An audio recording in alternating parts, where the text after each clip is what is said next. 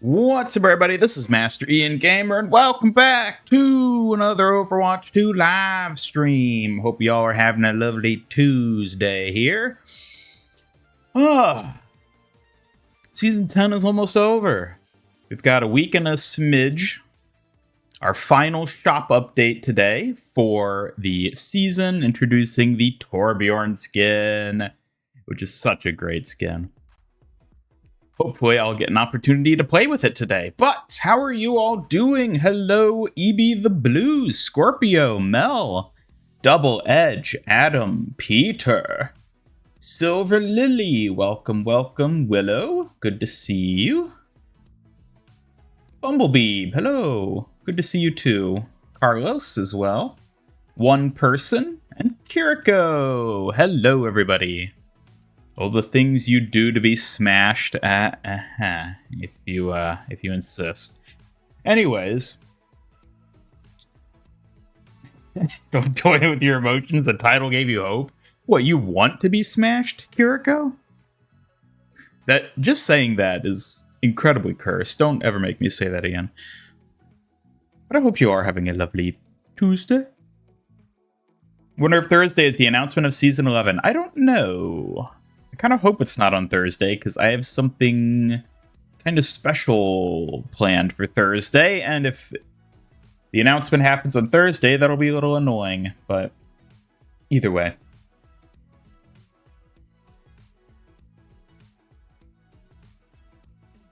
It has been a while since you tuned in, Bumblebee. How are things? Things are going swell. Yes, we're chugging along here, operating on zero sleep as always, but you know, that's how it goes. Oh, I'm sure you all are deeply familiar with the sensation of wanting to go to bed at a reasonable hour, only to stay up until 6 a.m. working on shorts that'll probably never even see the light of day. But hey, you know, Blizzard be like, most I can do is a tweet in the afternoon on the weekend.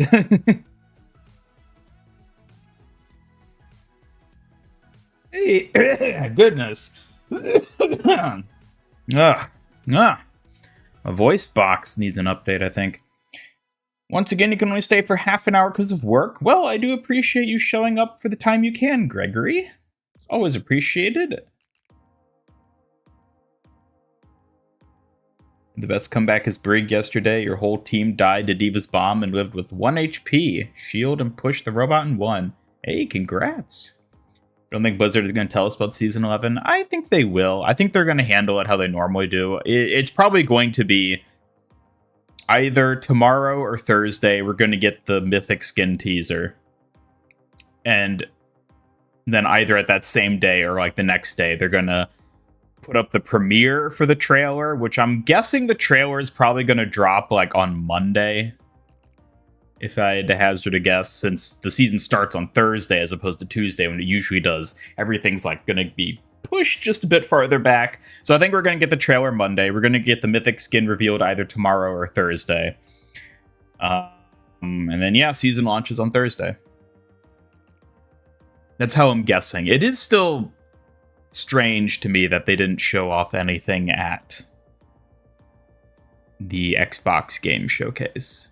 I mean, I did a whole video that I'm sure many of you saw talking about it. It's concerning, to say the least. Might not be the end of the world.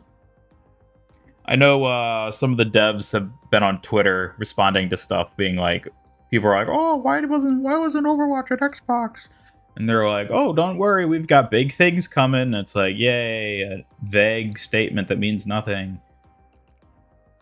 Season 11 is going to be weak. I mean, it doesn't necessarily mean Season 11 is going to be bad. I think Season 11 is going to be another Season 5, which is that it's like a filler type season where nothing big or exciting is going to happen. I mean, we know we're getting a new map at least, which is probably going to be the biggest thing that happens during Season 11. What if tomorrow they announce that Overwatch 2 is dead? Nope, because that's not how games work. They don't announce the game being dead. It is kind of annoying seeing just how the state of things are going. I would say Overwatch 2 isn't going to be dead until at least the end of 2024. Because we know at the very least by the end of the year we'll be getting that new tank hero. After that, we're going to have to start hoping and praying. Space Ranger, followed by whoever that tank hero is, might be the last heroes. we do not know. Big things coming, could be more lies. Yeah, and at this point, I'm well beyond, like, taking anything the devs say on social media as, like, oh, this means something, like... It's all just like, oh, we got exciting things. It's like, yeah, you've said that literally every time anything has ever happened over the history of Overwatch 2. Like, it means nothing. They're all just words.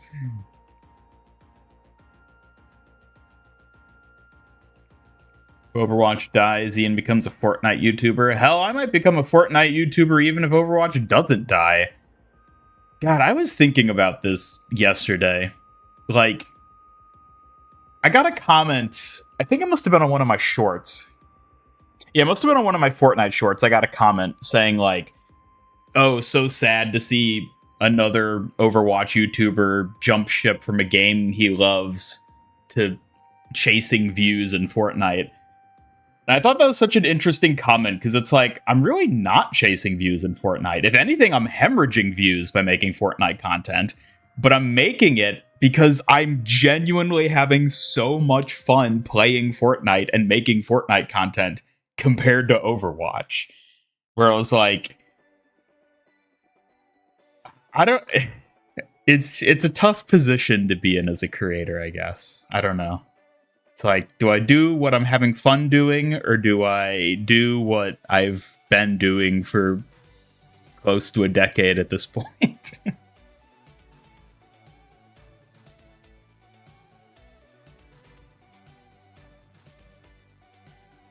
I don't know. That was a side thing, I suppose. Ever thought about making Helldiver content? Not really. I know Stylosa does a lot of Helldiver stuff now. He's kind of jumped from Overwatch, although I'm sure he'll be back to Overwatch once, you know, something in Overwatch picks up again. I don't know. I don't play that much Helldivers. I actually haven't played Helldivers in a while at this point. Not since the whole Sony situation went down. And that's not even because I'm, like, intentionally boycotting Sony or Helldivers. It's just... I don't know. I've just been caught up in playing a lot of Fortnite and stuff, so... But I don't think I would do Helldivers content. That's just not something I particularly want to do. You're leaving for Japan in exactly 2 weeks, Gregory. Ooh, that's so exciting. Be sure to take lots of pictures and get lots of souvenirs and eat lots of foreign food. Love Overwatch, but it's gotten dry. You appreciate the new content. Yeah, Overwatch has just been really dry lately. It's kind of weird how Fortnite has just like... I feel like for years now, Overwatch has been like... For me, Overwatch has been sitting atop like a withering foundation. Where it's like... You could still live in the house, but it was by no means structurally sound. And then Fortnite was just the flood that came in and just took out the withering foundation for me. It's like, it was a long time coming. But Fortnite was the force of nature that it was required to actually bring it down for me. And that's not even to say that I don't like Overwatch. I still love Overwatch, and I genuinely still have fun playing Overwatch, which is the great thing about it. It's just, it doesn't get me excited like Fortnite does these days. Especially with no BlizzCon this year. Wonder how they'll drop the next roadmap.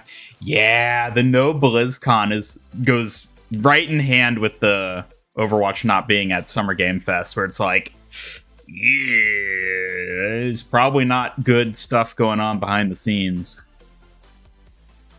Wonder what Bro Whack would do if Overwatch died. That is a really good question. I wonder what he would do. I don't know. Hopefully he's got some sort of backup plan. May not have gotten the Overwatch Season 11 trailer, but we did get the Arcane Season 2 trailer, and you're hyped for Season 2 now. Yeah, that's coming out late this year, like November or something, I think.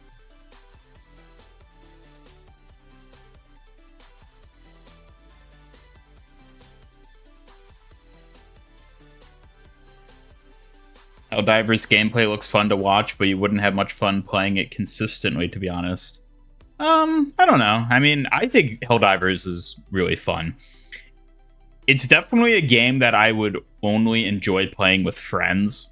I feel like playing solo, maybe playing with randos could actually be fun, depending on the randos you get with. But in general, I think it's a game that's most fun to be played with friends. And also, I feel like the gameplay loop can get a little repetitive after a while. Like, the mission structures are really good, and it's always going to be fun to run around and blow up bugs and robots. But, like, the missions themselves do end up feeling a little repetitive at a point.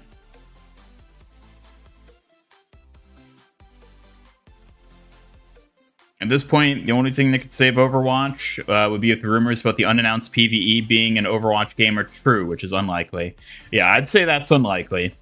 Also, whatever that PvE thing they're developing is, we're not going to see it for years. Like, we're talking probably half a decade down the line. It'll be like 5 years until we actually see whatever that project is, assuming that project doesn't get canceled somewhere along the way. Or merged in with some other project. Like, yeah, I would not put any faith on that unannounced PvE being A, Overwatch related, B, any sort of savior for Overwatch. Whatever it is could end up being cool later down the line for all we know, but I wouldn't put any hopes and dreams in that. Overwatch making you feel that way is all on them, not you. Fortnite fills the hole. I don't know if I like that choice of words, but you're not wrong.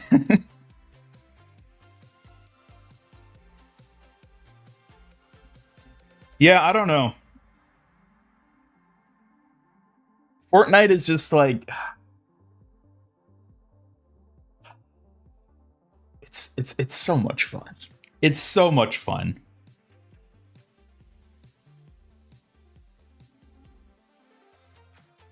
Bring back 6v6 and revert the recent patches. I don't think the balance is the problem. I think more often than not, people point toward balance changes, and even things like 6v6 versus 5v5. I think things like those often end up being scapegoats to vent player frustration, because the average player probably doesn't have like a really good understanding of why they're actually frustrated with the game, which is a very complicated thing in and of itself. So, like, especially, I think a lot of the stuff we're seeing now with people saying, oh, we need to go back to 6v6. Oh no, 5v5 is clearly better. I think a lot of that is just sort of like people being frustrated with the game, not knowing how to vent their frustrations or what to actually peg their frustrations onto.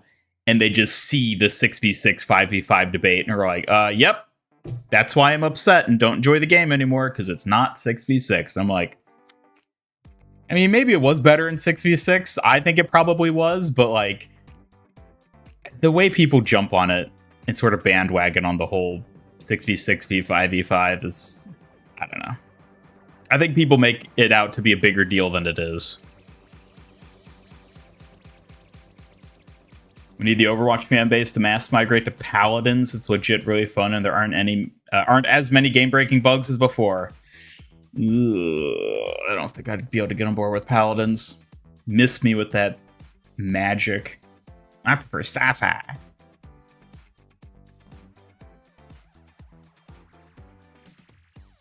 When the day comes where Jeff's NDA ends, it'll be exciting to see what he has to say about Overwatch and Blizzard, unless he does not want to speak. That'll be interesting. I I'm willing to bet he probably wouldn't speak on it, because I think he just, like, at this point, I imagine he just wants to be done with Overwatch. I don't think he'd want to put himself back into it by talking about NDA stuff, even if the NDA is over. I feel like he's just going to disappear and we're never going to see him again.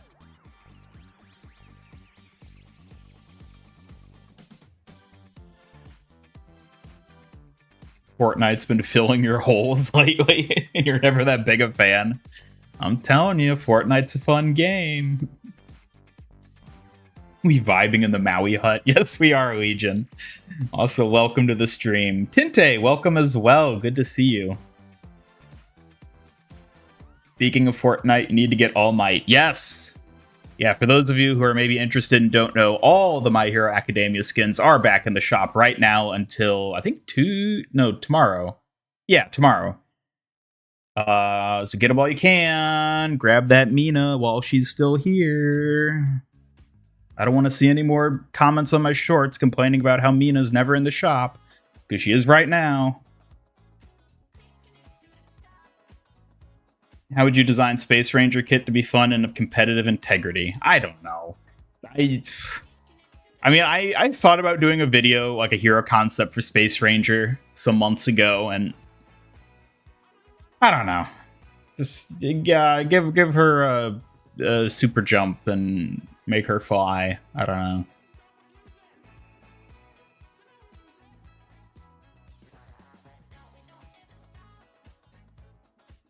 The real problem is we don't have communication with the Overwatch team and that we're seeing something else happening. Yeah, that's the other thing I've seen people bring up, is that the developer blogs, like the weekly ones we used to get every Friday, they've just stopped. Which, granted, this isn't the first time in Overwatch's life that that's happened, but it's never a good sign when those dry up. Because, yeah, that is another weird thing. Usually at this point, leading up to a season, we would have gotten dev updates talking about, balance changes and, teasing little things that'd be coming in the next season at this point. And we've had none of those. Other than Cassidy getting the rework, and I think a couple other little things they talked about during the Q&A, we don't know, anything about what's happening balance-wise in Season 11.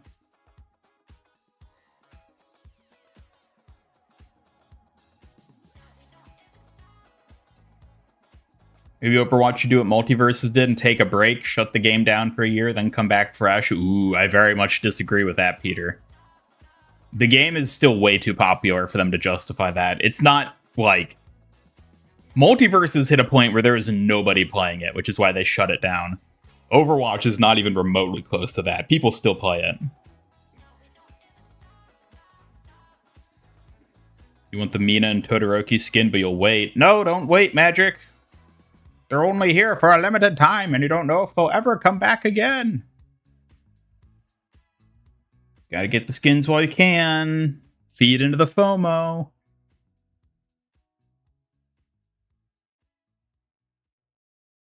Really unsatisfied with the wonky TTK Overwatch is now. It's a lot closer to a traditional FPS at all levels of play, which feels way too fast and punishing if you normally don't play shooters. It definitely has gotten faster over time, especially with the transition to Overwatch 2, things got faster. I don't mind it personally, but I know that's something that's different from player to player.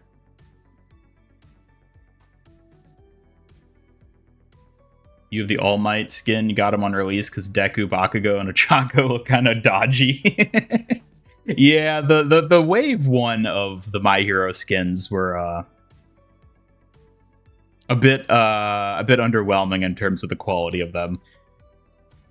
I am so glad they stepped up their game with those by the time they got to wave 2 and now 3.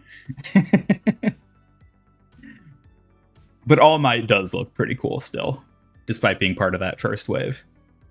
Don't forget to use code MasterIanGame.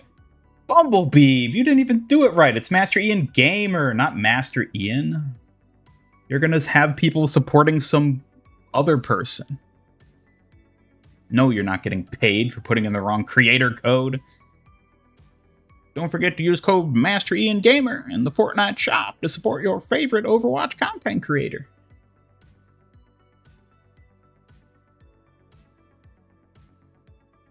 Very least, Season 11 will have the Space Ranger trial. Probably. I mean, we don't know for sure it's going to happen. We just assume it will. But even then, that won't be until, like, the last couple weeks of it. So...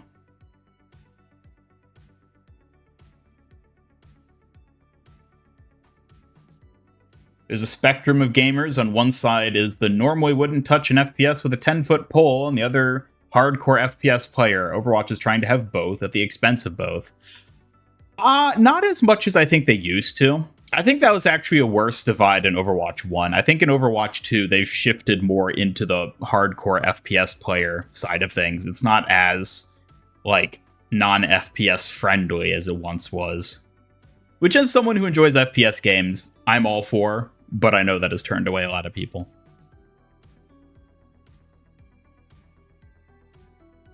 Still praying for Lifeguard Junker Queen. Well, better keep praying.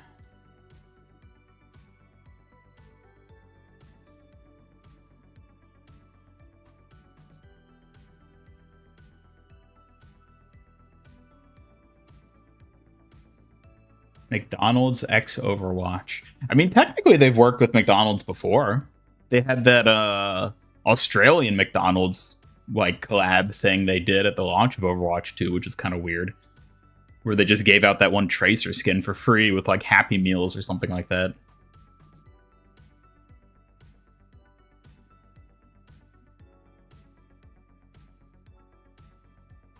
What if Lifeguard Junker Queen shout was a whistle instead? Oh, that'd be a cool little detail. I like when they change things like that. A unique sound effect.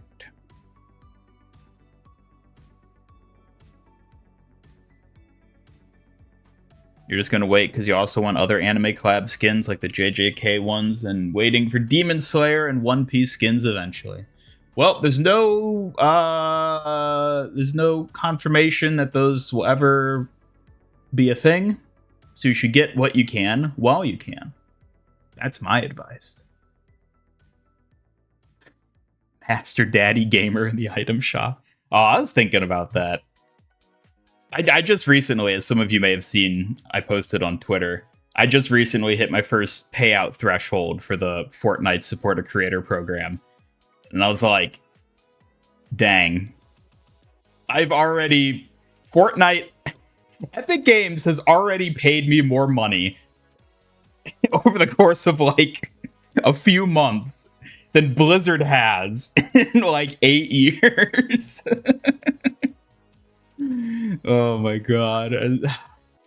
Blizzard desperately needs a support a creator program like what Epic has. It's not even funny, like, how great of an incentive that is for creators to support a game or a company. Blizzard's just like, nope, we're not gonna do it. We're too old school for that.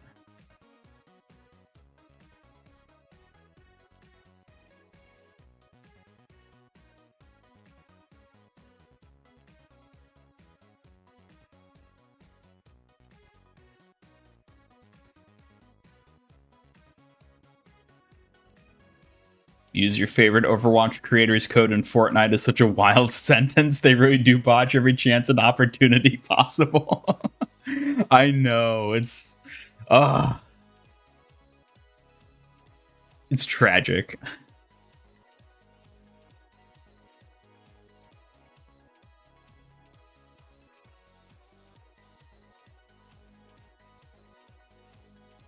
You should break up with Blizzard now. Ugh. I mean, that's the thing, though. It's like, I've been thinking a lot about, like, the direction for my channel at this point, because obviously my Overwatch stuff still does well. Like, my Season 11 prediction video did very well that I just put out recently. And so it's like, I don't think it makes sense to just abandon Overwatch. Not that I even want to abandon Overwatch, but in terms of doing other things, I definitely want to dabble more into those because I just have fun doing Fortnite stuff. And I've debated whether I want to make like a second channel that I would start putting like Fortnite shorts and maybe even videos on, just to have it a bit more separated from my Overwatch stuff, so there's not all these weird like overlaps of people who are like, why the hell are you posting a bunch of Fortnite shorts? Like, what? This isn't the Overwatch channel I subscribe to. But then if I have to make a new channel, it's like starting from zero, and that can be so much work to get that built up. The mukbang channel? Hell no.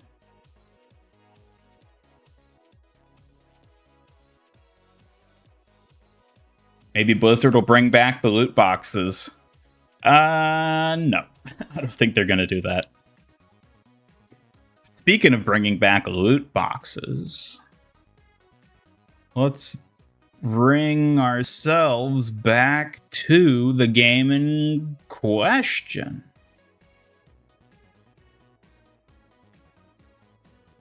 Gotta play at least some Overwatch here, otherwise it's not much of an Overwatch stream.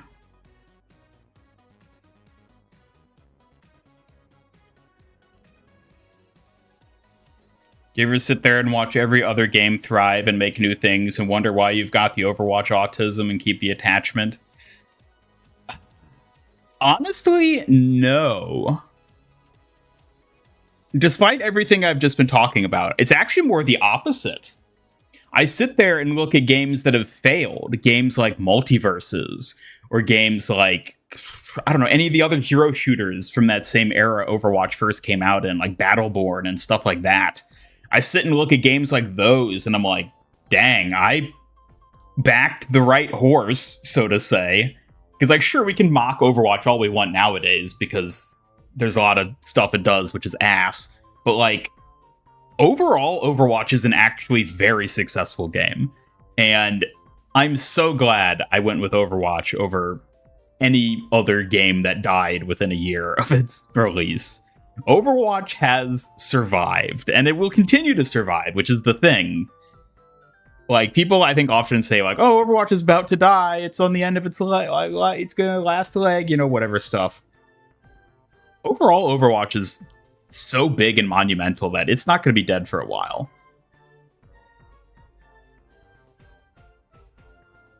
It may not be doing the accolades of something like Fortnite, but overall, Overwatch is successful.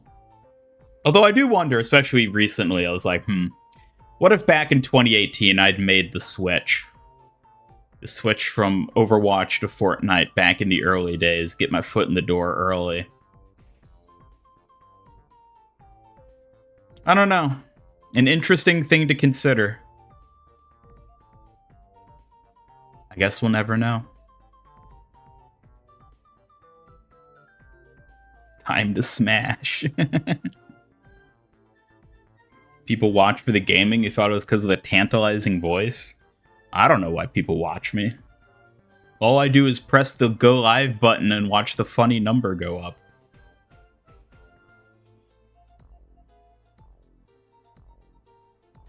Now thinking about it, would Valorant break Overwatch 2?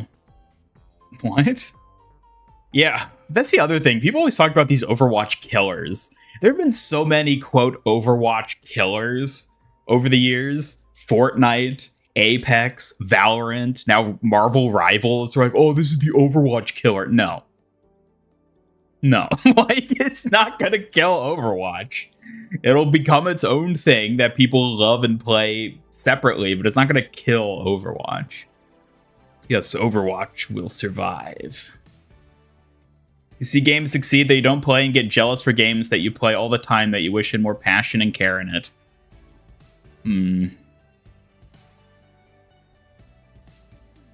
Recently, Fortnite did quite a few stumbles too, but will it die anytime soon? Hell no. Yeah, although it does seem like... I don't know, I feel like Fortnite's at sort of a point where they're trying to desperately secure their immortality, so to say. I think the whole Lego Fortnite and like the racing and everything is their desperate attempt. Maybe I shouldn't say desperate. I don't think it's desperate yet. But it's their attempt to be like, okay, Battle Royale isn't going to last forever. But we want Fortnite to last forever. So, you know, how do we diversify so that we always have a root in fertile soil, so to say? And I think in the short term, it's maybe handicapping the game a bit as they're trying to spread themselves out like this. But ideally for them, it'll pay off in the long run, because even if Battle Royale goes under, well, they still got those other sides of the game. Not that Battle Royale is going to go under anytime soon. I doubt it will. Then you wouldn't have missed Indiana Jones. I know. I would have had Indiana Jones if only I'd given up on Overwatch years ago and jumped to Fortnite. So tragic. How could this have happened? Anyways, I should like actually play the game instead of just sitting here on the menu talking like a dullard.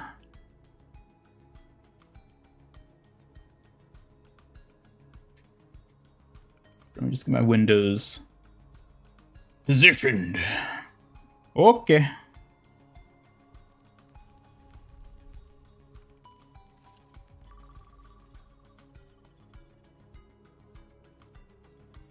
Let's hope you don't get smashed by a Sombra getting pocketed by a Mercy. Yeah, you know I will. Oh, wait. No! Get me out of here. Okay, I think we're good. I gotta get the new Prospector Torbjorn. Yay, yay, yay. Take all my coins. I'm now gonna be bankrupt. Alright. Now we can play.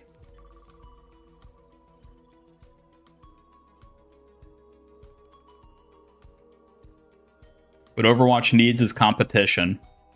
Yeah, competition never hurts. Hopefully Marvel Rivals ends up being that. I'm not convinced yet, but hopefully.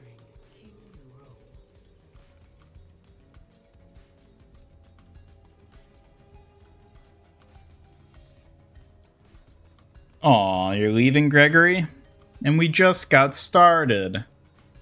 Well, thank you for tuning in. I hope you have a good day at work. I'll see you next time. Ooh, I'm a ghost. I don't exist. Ooh. Oh, there I am.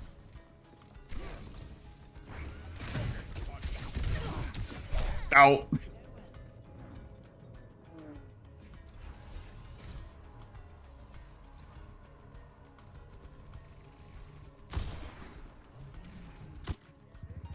That was interesting. No. Copy that. Over there. Thank you. Come on, come on. Let me teleport. Let me TP. I'm with you. Kite. There we go.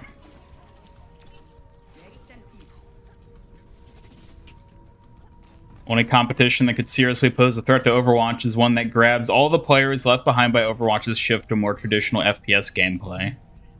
I wouldn't say it's the only thing it can do to compete with it, but I think that would be a way to do it, and I kind of feel like that's what Marvel Rivals is doing. Or at least trying to do, I should say. You to practice a lot on Sombra and maybe Ashe. You may start using Ashe as your sniper. Good, then you don't have to play Sombra anymore if you're playing Ashe. Speaking of Marvel Rivals, if you could take any pre-established universe to make a hero shooter out of it, what universe would you pick? Huh. You know, this might sound cliche and biased, but I think if there is actually a genuinely good My Hero Academia shooter type game like that, that would be dope. And I say that because specifically I was looking into the like Ultra Rumble game that's like a battle royale type thing, and I was looking at it, I was like, wow, this game just looks like garbage. And I realized that's how all like anime games like that tend to be. They're just sort of garbage with all these stupid gacha mechanics. And I was like, what if they just made like a genuinely good like anime game? Which I guess is what Overwatch is. It's basically an anime in its own way. Thanks for the heal.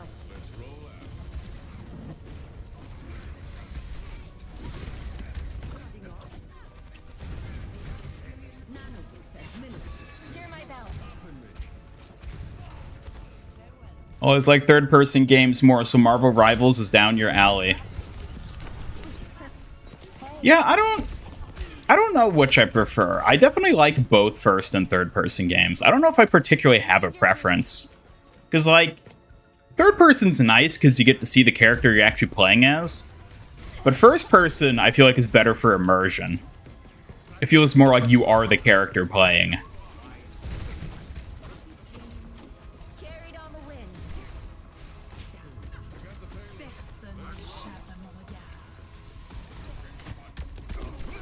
Have my thanks.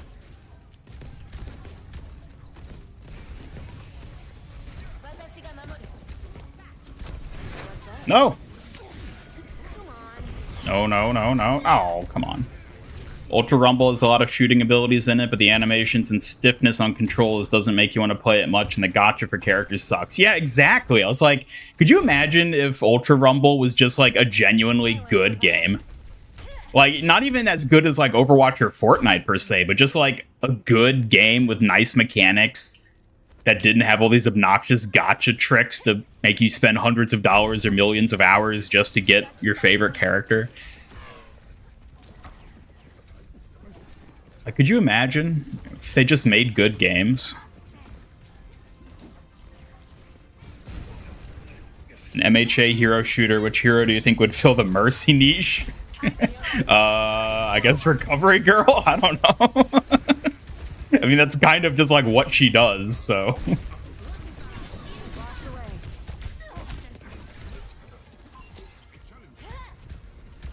Could you imagine playing as Recovery Girl, just running around kissing your teammates? That would be a a game for sure.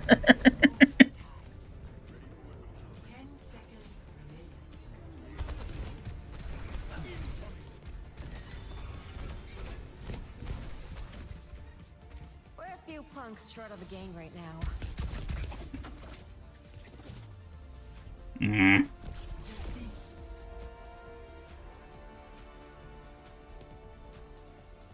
Oh yeah, how's the stream volume? Because I'd played around with some of the volume settings for the streams over the weekend for Game Fest. So if anything's too loud or too quiet here now that I'm playing games again, let me know. There'd be so many, give grandma a kiss. Yup.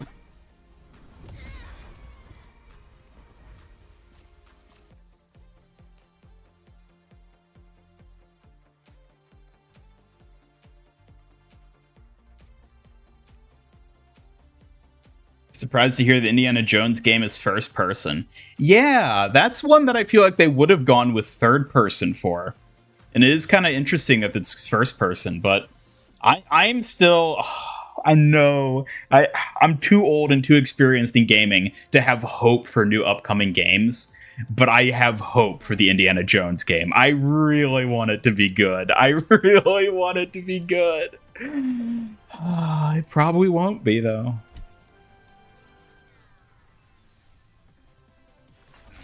No, you know what? Let me smash.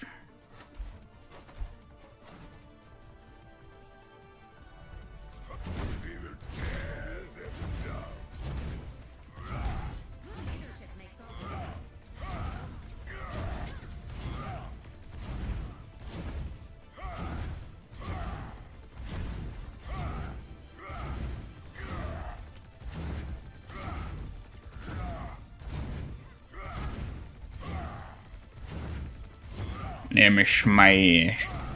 Fun fact, it's a mechanic in Kirby games to make out with teammates to heal them. Excuse me? What? I've never played a Kirby game, but I feel like I would have heard about this before.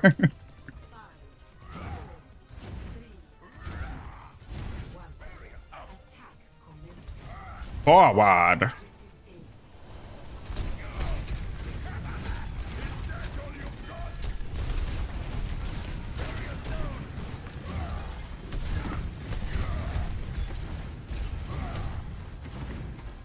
Definitely like the smash with the giant German hammer man. I mean, he's built for smashing, let's be real here.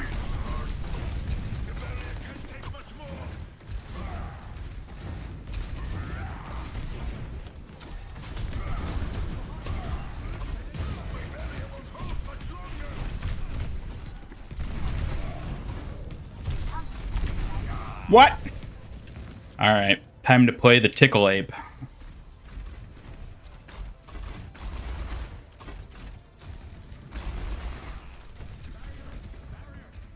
A better galaxy is possible. Are the redeems not working?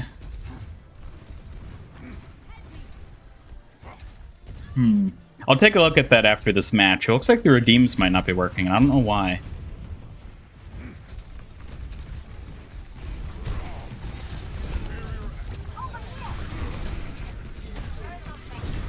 Ugh.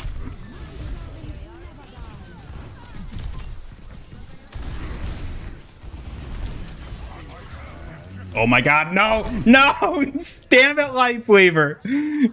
He pulled me into line of sight!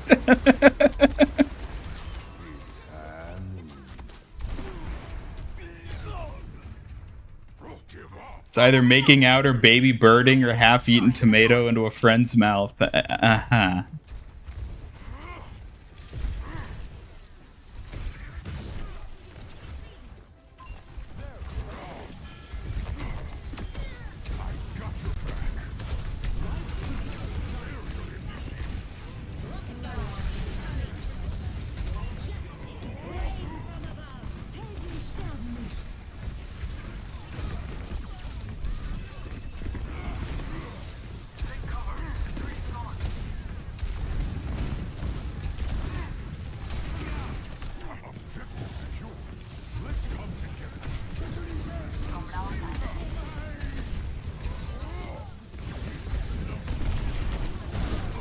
No. Okay, let me take a look at what's going on over here.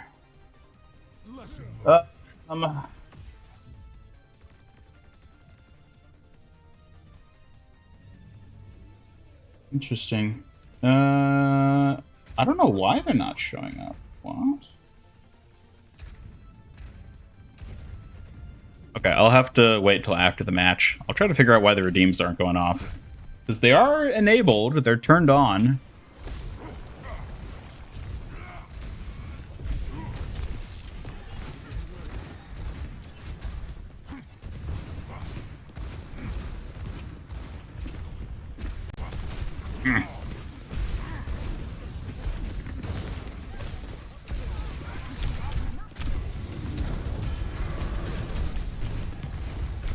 Yeah. I'm gonna slap those wings right off your booty.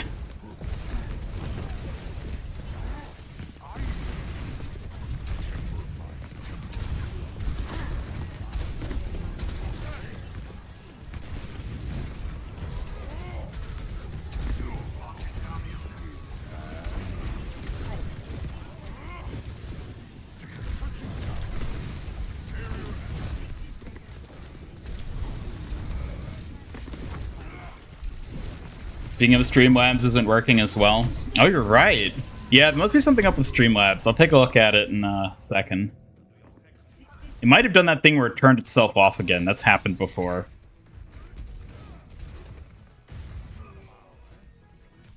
Good thing my species is resilient. Ooh. Winston needs better skins? What? Winston has great skins. What are you talking about? This one that I'm using is so good. Got the little jiggle guy. Whee!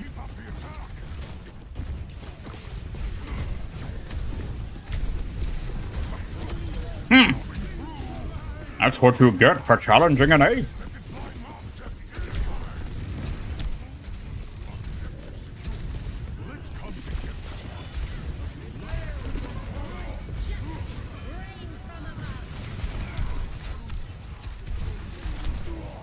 Damn it.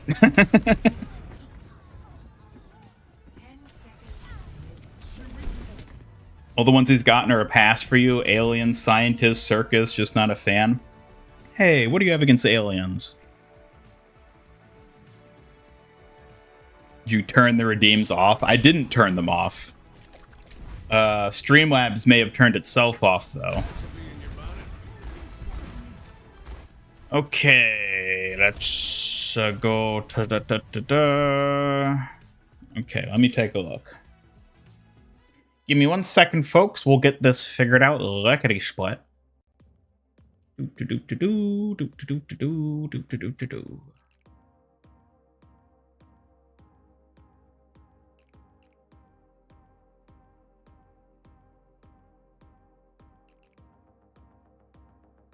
Aha. Yep. Streamlabs turned itself off again. I don't know why it does that. That's the second time it's done that now since I've started using it. Huh. Okay, redeems should be working now. Feel free to test it.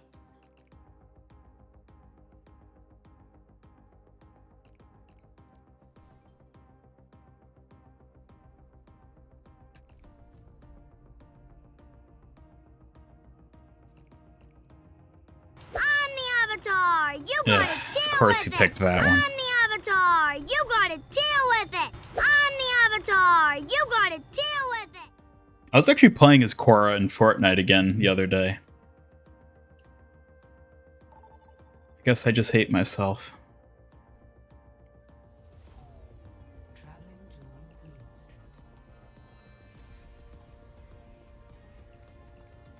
Gaming nowadays is bad. You decided to return to RPG Maker. Nice. Oh, I remember dabbling with RPG Maker back in the day. I had a couple little projects I did in RPG Maker. Let's see if I still have those somewhere. I really hope I didn't lose the executables for those.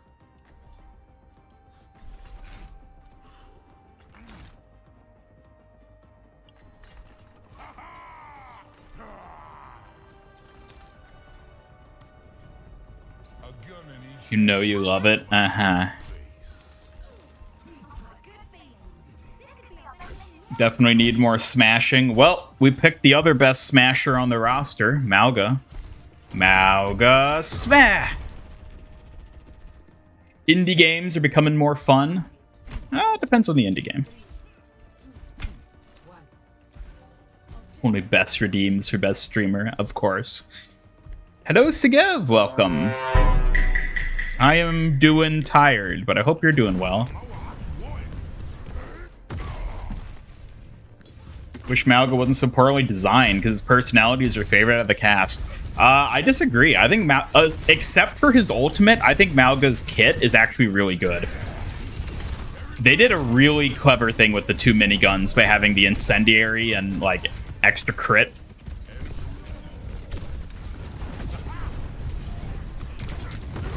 No! I think they actually did a very good job with Malga, all things considered. It's just his ultimate that I wish was A, better, B, more interesting. It feels very weird. Doesn't feel like it really fits him, either thematically or game. Well, I guess gameplay-wise, it kind of fits. Thematically, though, it feels sort of weird for him.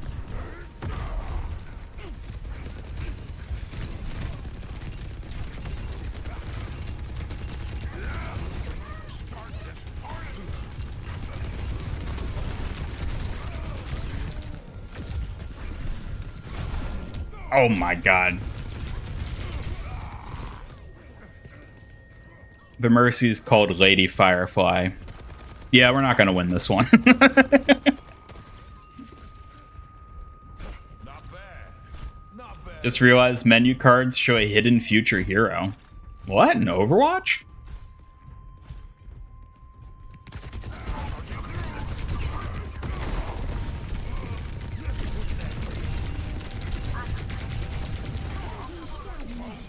Ooh. Oh my, what? Finally, things are getting interesting. Enemy turret ahead. They don't know when to give up. Today's your first day watching a romantic anime. Oh yeah, which romance anime has got you hooked?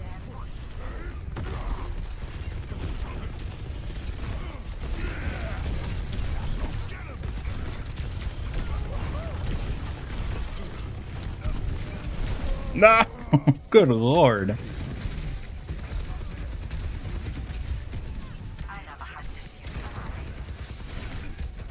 Malga ult is like Vegeta final explosion. Someone dies, and that someone is not an enemy.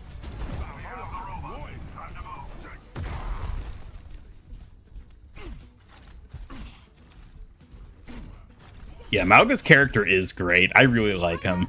He's just this boisterous, like, he's objectively evil and villainous, but you can't help but love him. He's like so incredibly likable, despite how monstrous he is. He's a likable monster. Goodness, I don't know what's up with my voice today.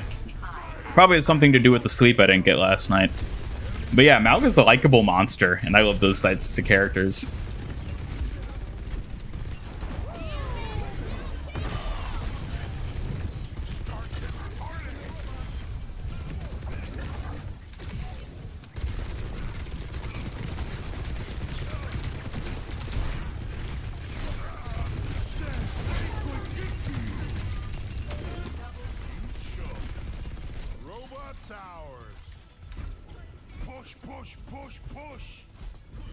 You're watching My Happy Marriage.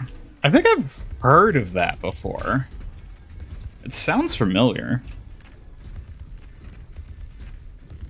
Sigev, you're watching Edge Call of the Night. Yeah, I don't know what that one is. Hello, Jiridez? Sorry, I don't know how to pronounce your username. But welcome. This is your first stream tuning in. Glad to have you here. I hope you enjoy your stay.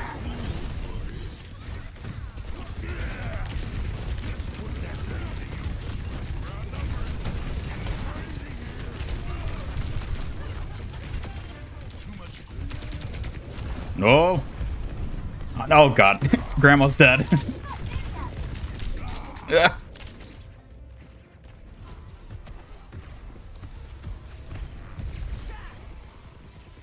Malga's the type of person that's great to be in a bar with and terrifying to meet on the street. Yeah, that's the good way of putting it. Like, he'd be intense to hang out with, but like interesting to hang out with, you know?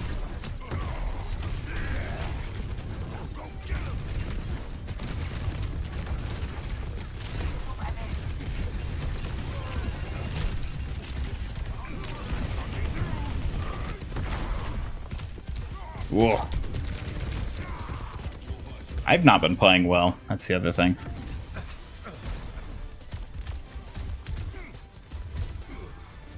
Gotta catch up on Shin Megami Tensei and solo leveling. Man, I actually started watching solo leveling. I could not get into it. I watched like the first few episodes.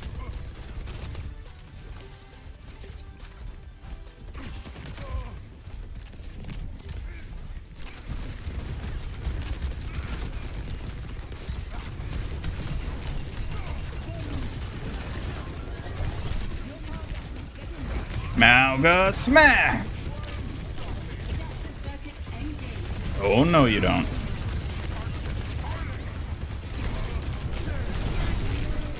Oh my god. Hey P Daddy, welcome to the stream. Good, see ya.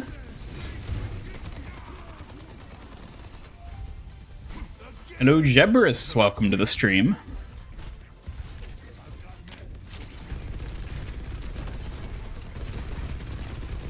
You know, I really just need to focus the Mercy.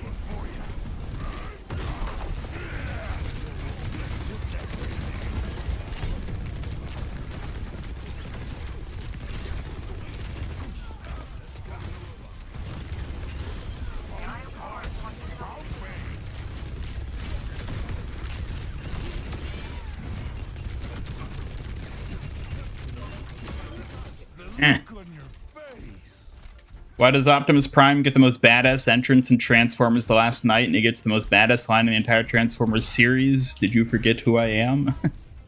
I don't know what that has to do with anything, but sure.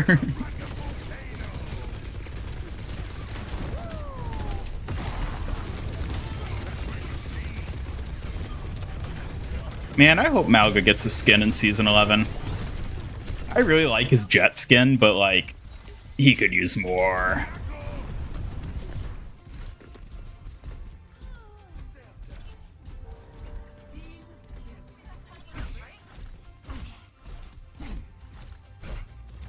Venture needs skins? Yeah, they definitely do. You know what? I've actually been playing a decent bit of Venture lately. Like, I wasn't sure they'd really be a hero that I play that much, but I was playing the other day with some friends, and like I was just playing Venture and like doing well, and I was like, you know what? They're actually pretty fun.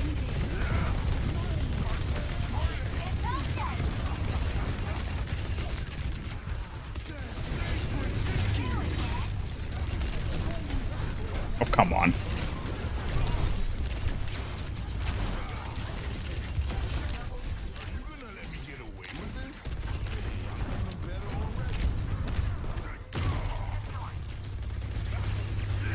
Ah, their own Malga. Our battle will be legendary.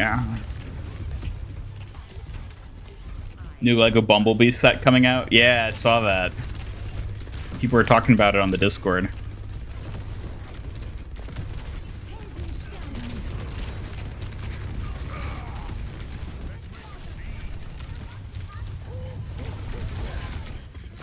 It's never a bad time to talk about Transformers. I feel like Transformers is one of those things where I wish I liked it more than I actually do. Like, I've seen a number of the movies. I've watched a bit of the, like, original Transformers show. But, like, I don't know. It's just... It feels right up my alley, and yet I've just never really, like, clicked with it, you know?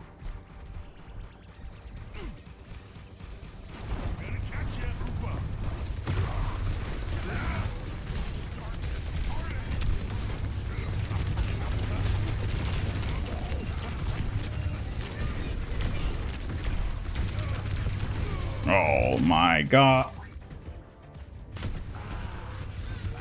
Made a new hero concept last week.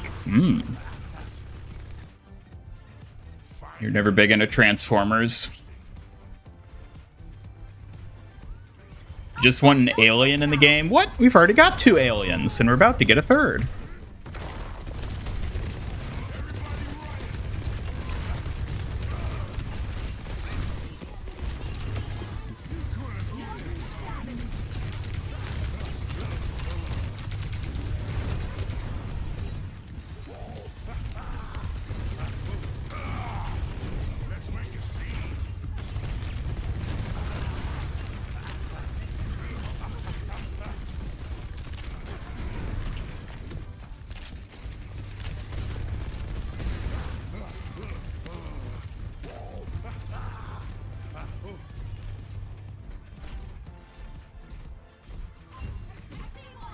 Watch the Michael Bay movies up to 5 and you loved them as a kid, but you realize they weren't all that.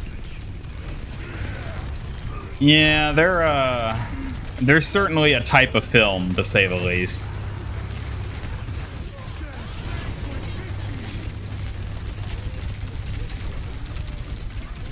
No, no. Ooh. Come on, come on, come on. Way to go, Brig. Let's go. Let's go. Yeah, let's go.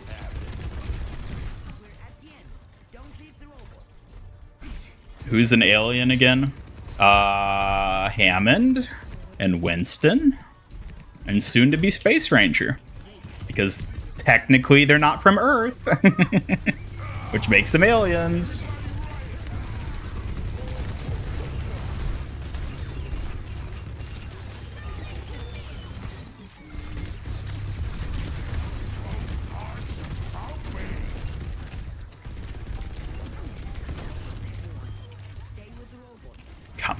Come on, come on.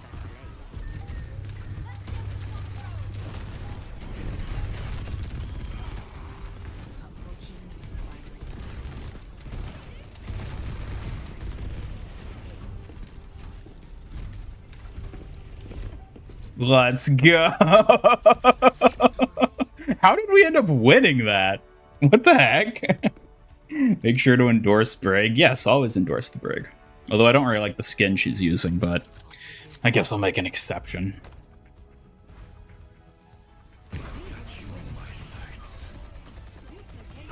Although they were being toxic, weren't they? Oh well.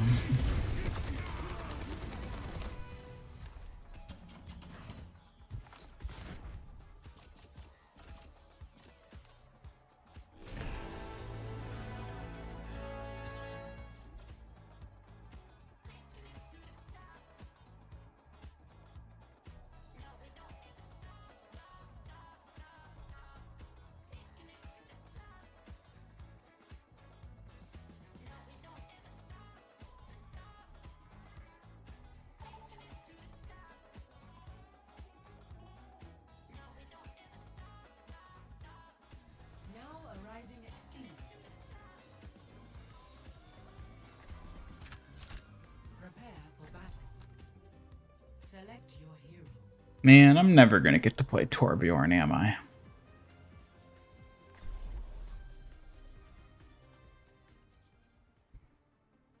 Shark Girl? Let me guess, they're a Battle Mercy. Why is it that there's so many Mercy players these days?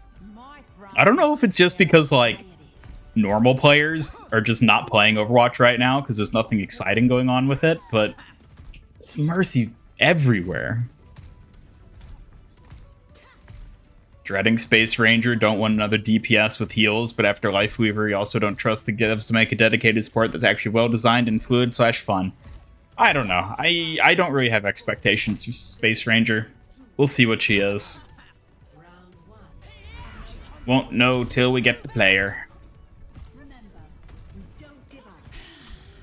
You're watching me? Well, be sure to watch closely. Maybe you'll learn a thing or two. Ha ha ha.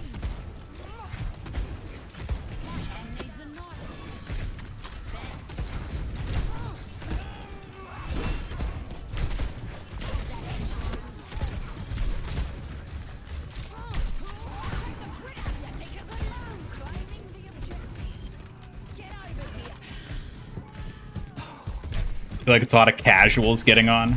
Yep, I could see it. Come on, team. Why you all dead?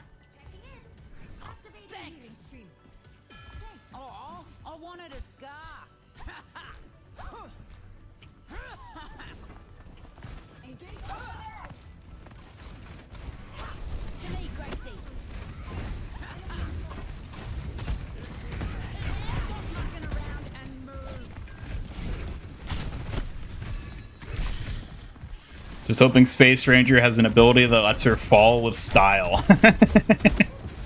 That would be fitting. Finally got around to reading the anthology book, and how is it? Is it worth the wait?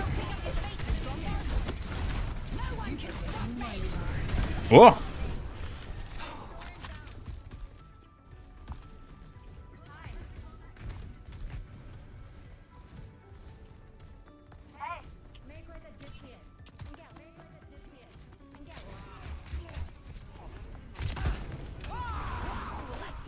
Oh, come on. Pesky Hanzo.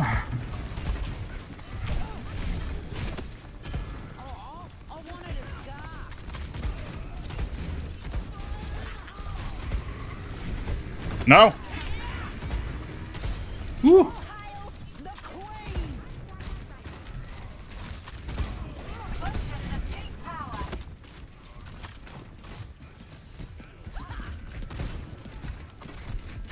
They either reveal or almost reveal what Junker's treasure is. Yeah, that sounds like classic Overwatch. Almost revealing something.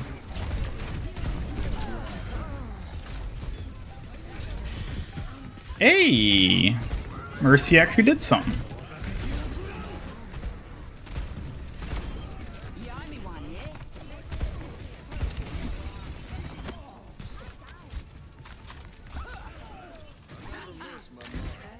Yeah, that's right. It's time for Queen to smash.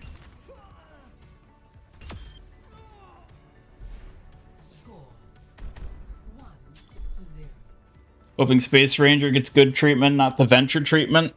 Well, there's strong evidence that she's going to be another fan service character, so she probably will get treated better.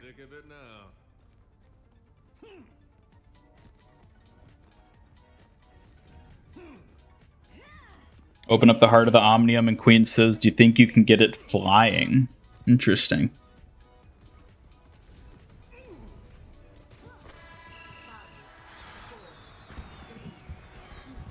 Hoping for a floating city so the Junkers become sky pirates. I guess that would tie into the whole, like, anti-gravity aspect of the Omnics. Some sort of levitation type thing.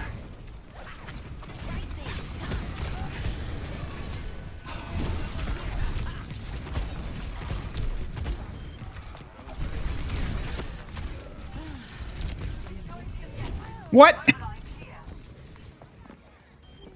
Bet Queen can smash her enemies with her thighs. It's the only way to do it. Think Disney would sue if they gave Space Ranger the line "to infinity and beyond." They didn't seem mad with Mauga's "you're welcome" and Maui's style.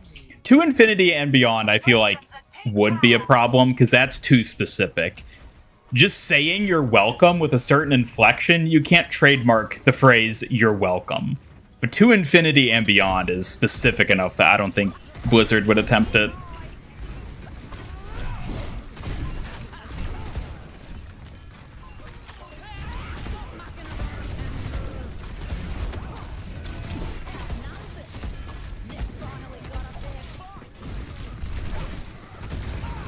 Oh.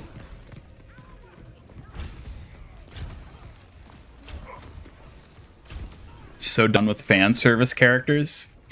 Well, the rest of the world isn't, hence why they still work. So.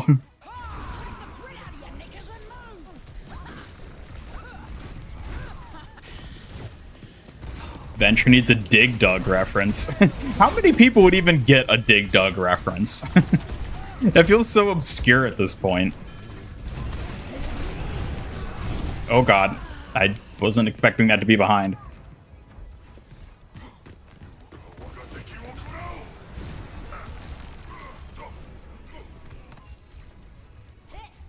Blizzard trying not to fetishize every Asian woman challenge. They're just doing what sells. They built an audience, and guess what? Audiences have a taste. They tried to deny it with Kiriko. They're like, no, Sojourn's going to be the face of Overwatch 2. And then everyone just immediately latched onto Kiriko. And they're like, well, not going to turn down a money printer.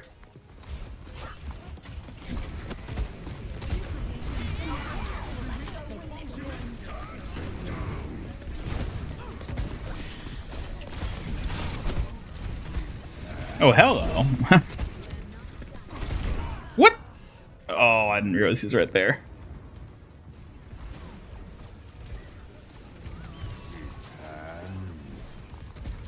Hope Space Ranger is really quirky in an endearing way. Like being from Mars, she's never say had ice cream or doesn't understand how everyday Earth things work. Yeah, but I'm worried that's going to be like her whole character. She's going to be running around being like, oh my god, what's a tree? Haha, you all feel so heavy down here. Like, weird, annoying lines like that. I don't know. I mean, maybe they'll do it right, and she'll be likable and fun and a good hero, but given Blizzard's track record with Kiriko, I'm not terribly hopeful. Yet another stretch of cloudless skies and idyllic ocean views. Maybe she only had astronaut ice cream. Kiriko should have had a full-face fox mask. Her headband makes her look like a ramen cook. Yeah, but then you wouldn't be able to see her cute face, and then people wouldn't infantilize over her.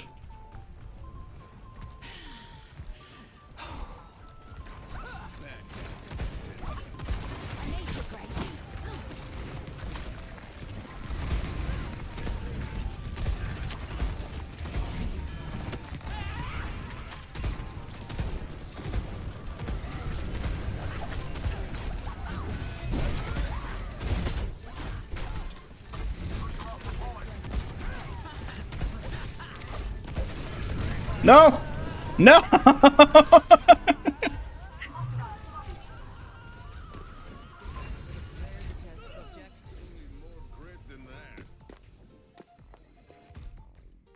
There'll be consequences for that. Stop mucking around and move.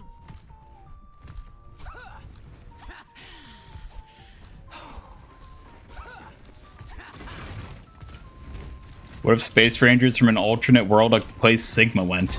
I mean, she's not. She's from the Mars colony. We already know that, which I don't think is from any sort of alternate reality type setting. It's just, oh, there's a Mars colony. I'm sure it'll be like a long-lost Mars colony, and she'll be like the first person we've seen from the colony in like 20 years or something like that.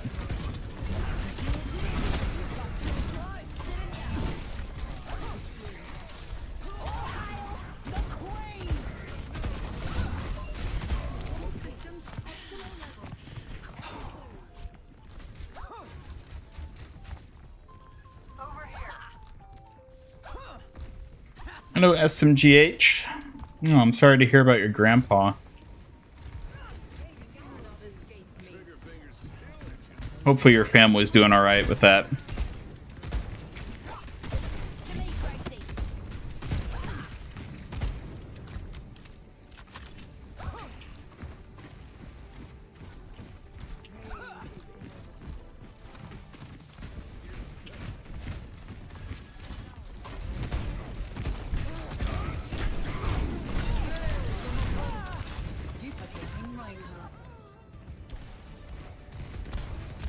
Haha doesn't know Earth stuff can be funny, but in your experience, it's more often used as an excuse to infantilize female characters. Or just characters in general, like... Yeah, and that's exactly what I'm worried they're gonna do. They're gonna use it to be like, oh wow, everything's so new and exciting, haha! I'm running around and I don't know what a tree is, type stuff. Space Ranger no doubt gets a Uravity skin if MHA collab happens. Yeah. I actually wouldn't be surprised if there's a My Hero collab in Season 12. The same season that she releases. It seems like it'll fit her perfectly, so...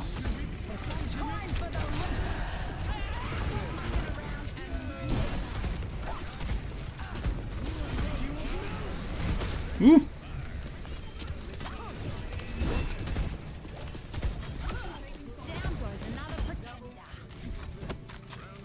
Don't want her whole personality to be adorkable. Yeah, that's my concern. That's going to be all she is. But we'll have to wait and see. Again, I don't want to speak too soon. Maybe she's a great character. We don't know yet.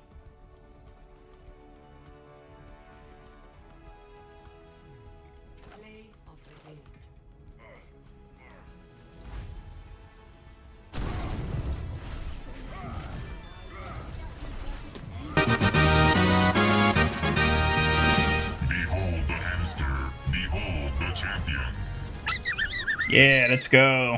It'd be fascinating to see the collab contracts. That's something I've thought about before, like how exactly that sort of process works of doing a collab. Especially for a game like Fortnite, where they have so many collabs going on constantly. It's like, I'm intrigued what that looks like on sort of like the back end, so to say, for negotiating that sort of thing. It's like, I always wonder, like, who actually decides, like, the given characters that appear in a collab? Like, for the Fortnite My Hero collab, like, who decided which characters got into Fortnite? Was that on the, like, source material side of things, or is that on Fortnite's side of things? I don't know. I'm always curious about that stuff. And I'm sure I could research it and figure it out for myself, but that sounds like a lot of work. Time to defend my sanctuary, you know, or attack my sanctuary, you know, whichever.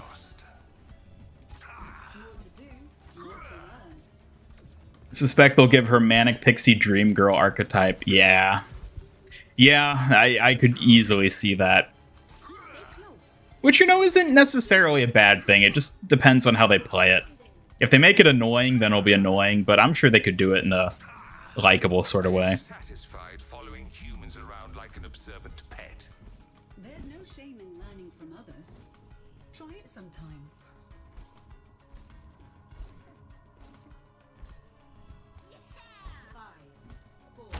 Kind of funny how all your favorite Overwatch 2 heroes were established back in Overwatch 1. Queen, Ram, and Malga.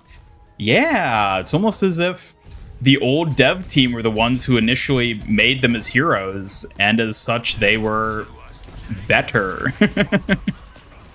Now, not to be too cynical about the state of things currently, but I don't think it's a coincidence, let's just say that.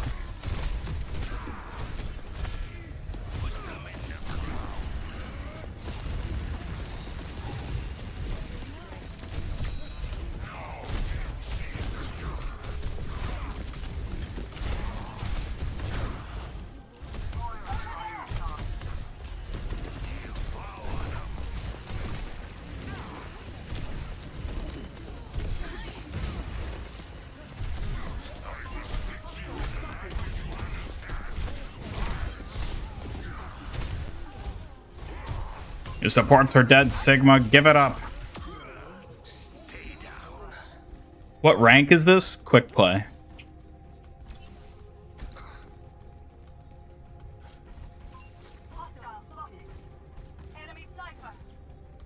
You cannot escape me.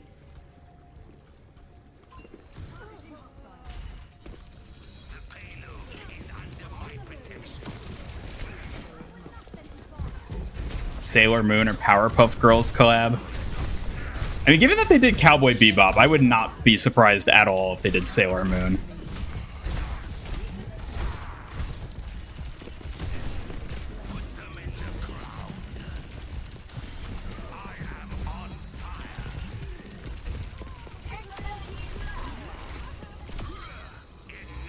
Join me in defending the payload.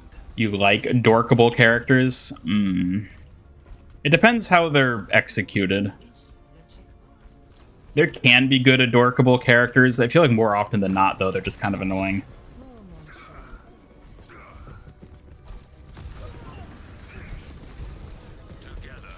It's almost as if all the old writers were better at developing proper stories for the characters, all of which had a proper place in the story. Yeah, that's the other thing. The actual, like, placement in the story. It's like, where the hell are Lifeweaver and Ilari supposed to fit into things? They don't, which is the answer, but...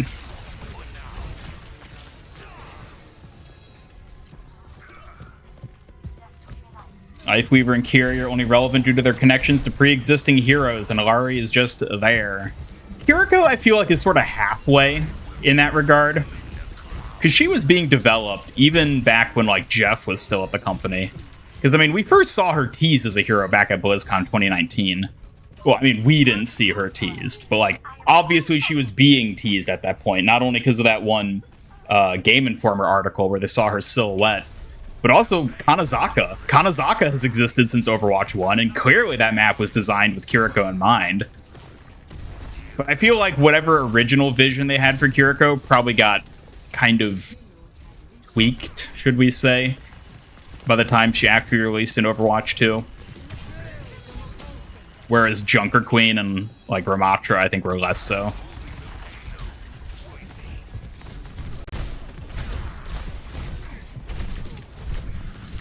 No!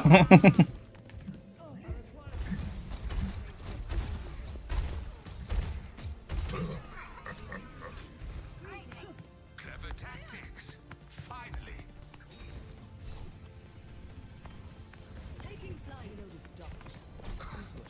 Who do you think will get the new mythic skin? I don't know. It'll be either a tank or a damage hero.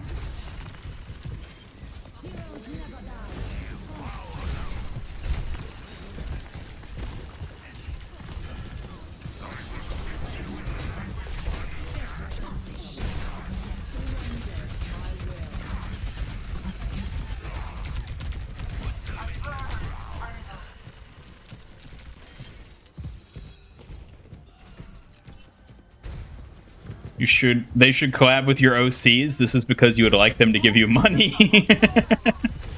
Of course. Although maybe it would have to work the other way around. You have to pay them to put your characters in the game.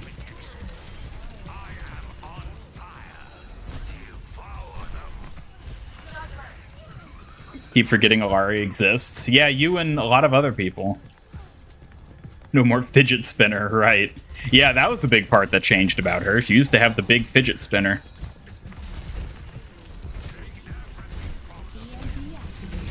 She used to be Yuffie, but not anymore.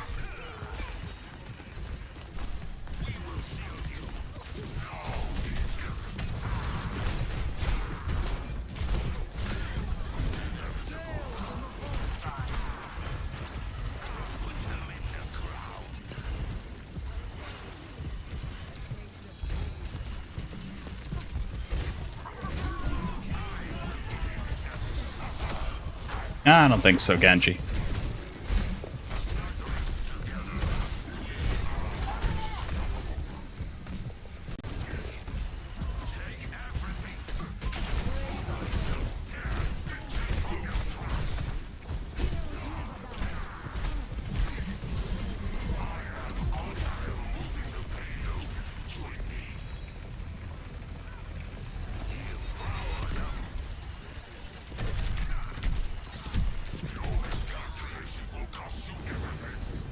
What?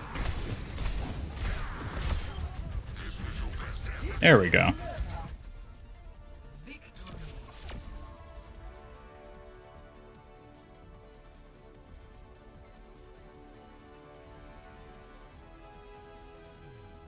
See ya, SMGH. Hope you're doing alright with that news. Hope your family does alright with it too.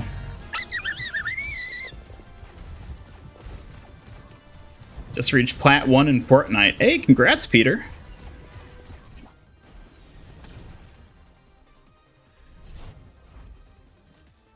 Hot take, old devs are better at writing and the visual story aspect of character creation, but the new devs are much, much better at balancing. I don't know if I'd say that necessarily. Certainly I agree with the latter, or the first part of that. Story department was much better back in the day. People like to give Chew a bunch of shit back in the day, but he had better stories and characters and continuity than what we have nowadays, so yeah. Prepare to attack. Select your hero. Yeah, alien time. Kiriko's in a weird place. You can feel remnants of their original plans for her, but she ended up feeling somewhat tacked on. Yeah, it feels like they took an existing character concept and then tried to make her into their own idea of what the character should be after she'd already, like, basically existed in the original form. And so they're like, no, she's actually going to be, related to the Shimadas, because of course she has to be. We're going to shoehorn in this weird timeline that doesn't make any sense whatsoever, because she also has to be really young, because otherwise people won't fawn over her like we want them to. And yeah, I think that was basically the course of things. Oh, and she also has to be very good at everything she does, and everybody loves her, and she's really snarky and annoying, but despite that, she's definitely the best character, and she is, in fact, a valuable member of the roster and the most important character in the entire Overwatch storyline.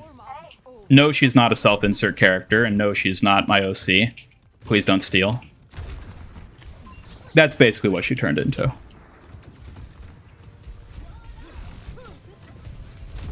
Old devs are better with story, but dialogue was ass butter. Really? You think the old dialogue was worse? I very much disagree with that. I think the Overwatch 2 dialogue is a lot worse than it was in Overwatch 1. Particularly character interactions. They just feel a lot...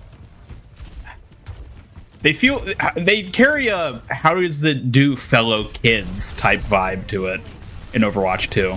Where it feels like characters are reading off a script as opposed to them just being characters interacting in the world.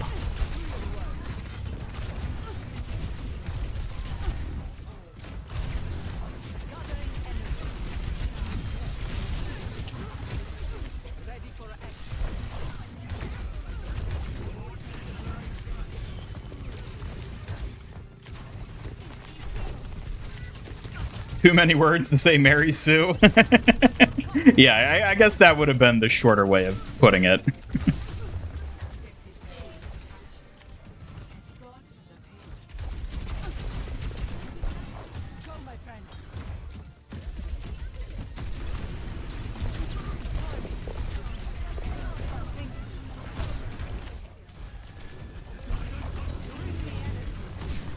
Man.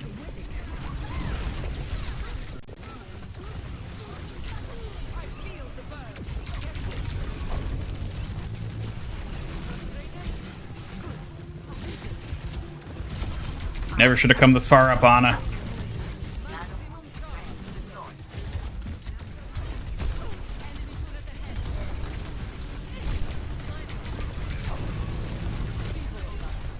No, Diva's so low. Yes.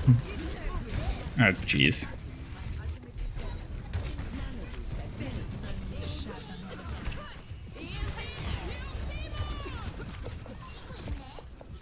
Cactus spines and butt, you want to tear out your ears. Yeah, exactly.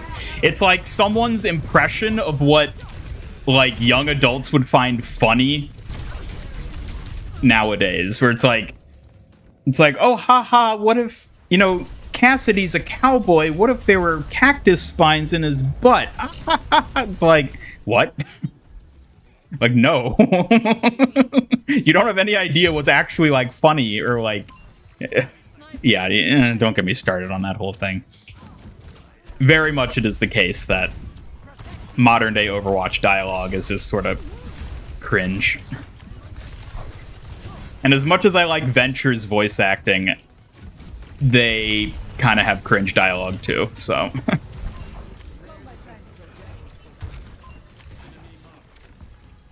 Think everyone hates who in the game is Sombra? Good, they should.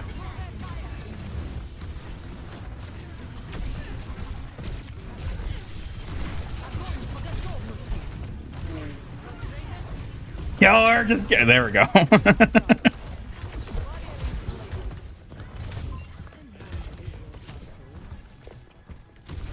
Hey Knuckles, welcome to the stream. Some characters feel hella flanderized. Yes, Reinhardt I think is one of the worst cases of that.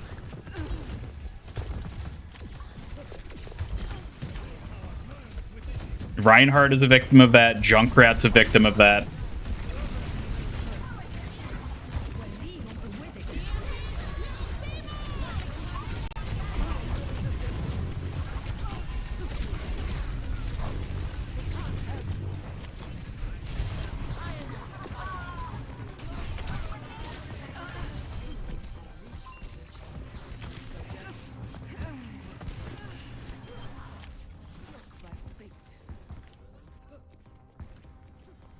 I think the dialogue just hits less of your pet peeves this time around. Still nothing special. You just don't hate it as much. Yeah, I think I just disagree with you on that one. They really didn't have to make Kiriko so timeline-breakingly young. They could have said she's 30-something and people would still simp. It worked for Mercy. Yeah, no.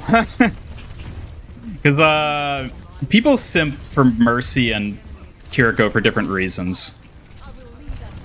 Kiriko's like the cute young ninja girl. Mercy's like the pretty lady. One of them can get away with being in their 30s. The other can't. Hence why they decided to break the timeline.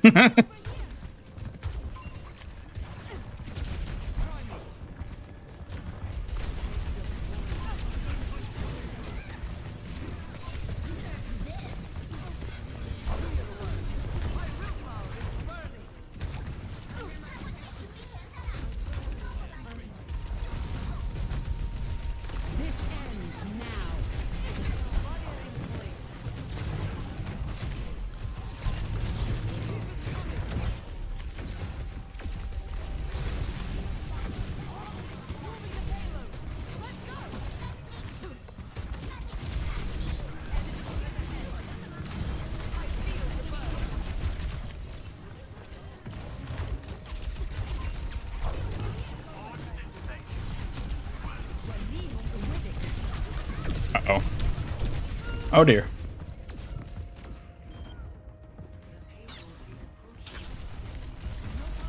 But Ram is the only Overwatch 2 character whose lines you actually like. Yeah. I guess I will say there are exceptions to that. Ramatra has really good dialogue for his character. And again, I think it's because a lot of that is playing into like a character design that existed since Overwatch 1. And I don't think was tampered with too much by the like Overwatch 2 writers and stuff.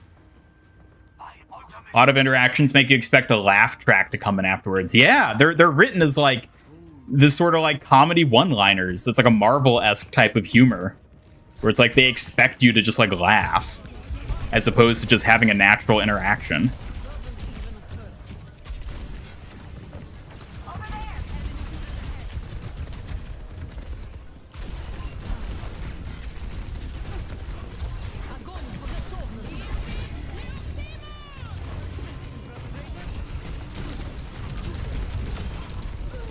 Yana dive, that's all that matters. Kiriko needs to be at least in her 20s to not break the lore. She is. She's 21. But, like, even at 21, it doesn't really fit.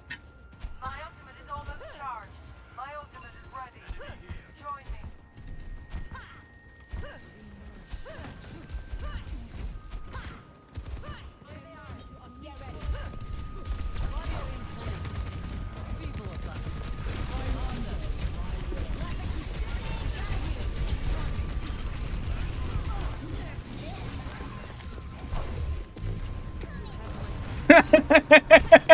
Get owned, Diva.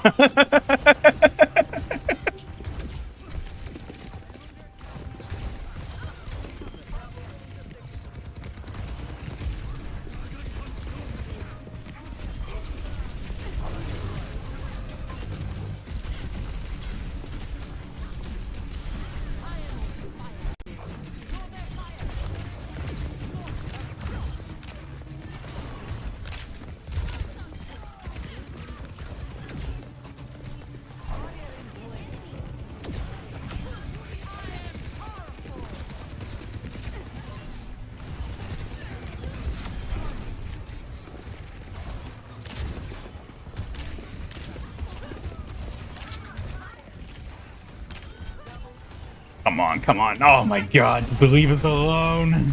Just let us win already.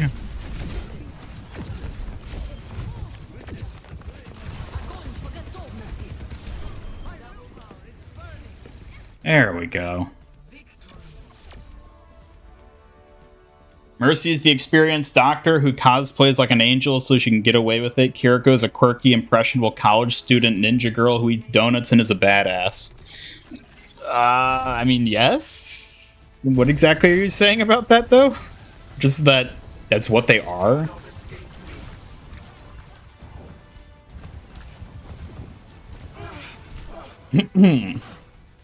Tip to Dead by Daylight, depending on who's playing killer, playing too many mind games as survivor can make it easier for the killer to ignore them.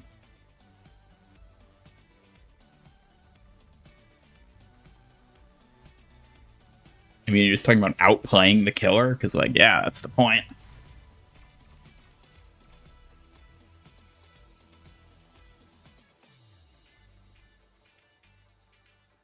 Failed to account for Mercy's waifu niche as mommy, sorry. I wouldn't even say she's that.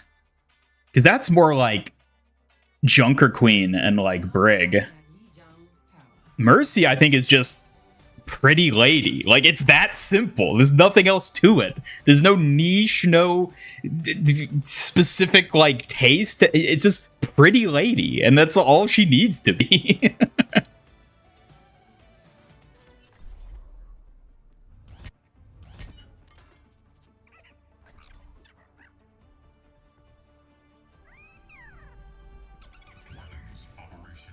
Kiriko's age broke the timeline. Does this explain the reason for Mirror Watch timeline? I don't think so. I think they're just like, we would rather have waifu in game than a coherent timeline. And you know what? Fair enough. So be it. If it means we get characters like Kiriko, then it is what it is. Basically saying they fit different audience niches. Well, yeah, they do. I mean, someone who's into Kiriko isn't necessarily into Mercy as well, although there could be overlap. Oh, lovely. They have a Sombra.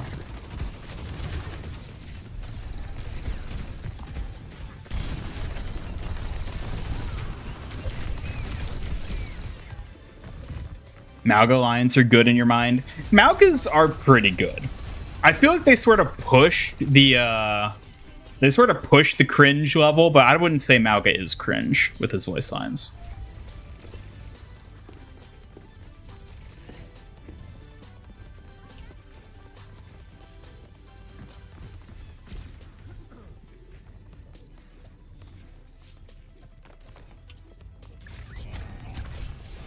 One thing we don't have in Overwatch 2 is pirates. I mean, technically Malga's borderline a pirate. He originally was like an eco-terrorist type pirate person.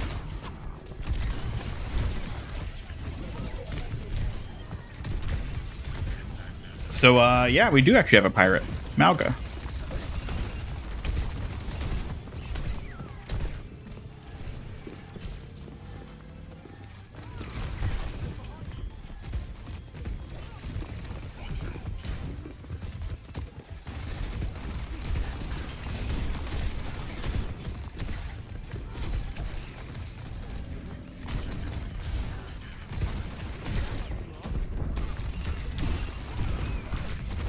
Oh. Ooh, thank you. Ooh. Oh my god.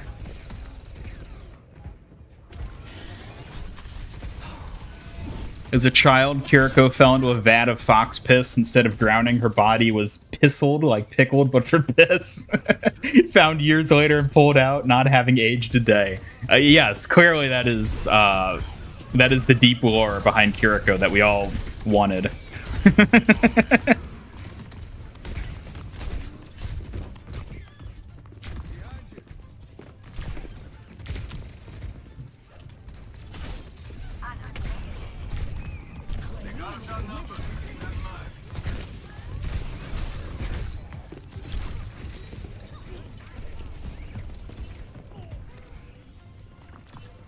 Is woman, check. Is pretty, check. Yeah, that's all you need. People think it's complicated. It's really not.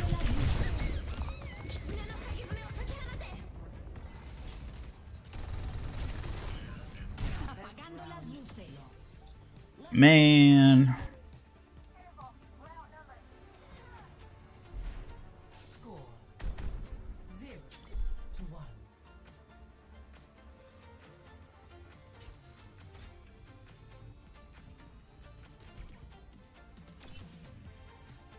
You remind me of myself when I was younger.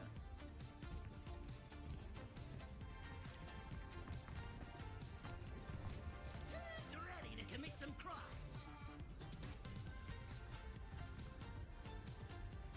10-year age gap would have been a stretch, but still believable. 15 years, nope, math ain't adding up.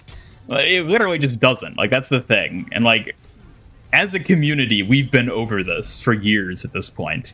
It doesn't add up. It doesn't make sense. There's no working around it. There's no finding a explanation for how it makes sense or, like, why it technically works. It doesn't make sense. And the devs know that. They know it doesn't make sense. But they needed to do it so they could have their cute little ninja support character.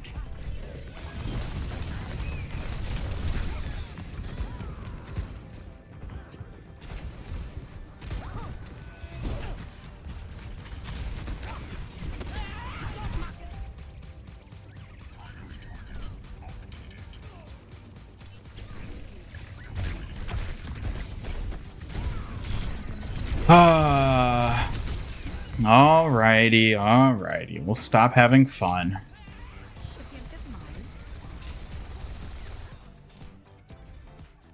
Video game logic, don't ask questions. Exactly.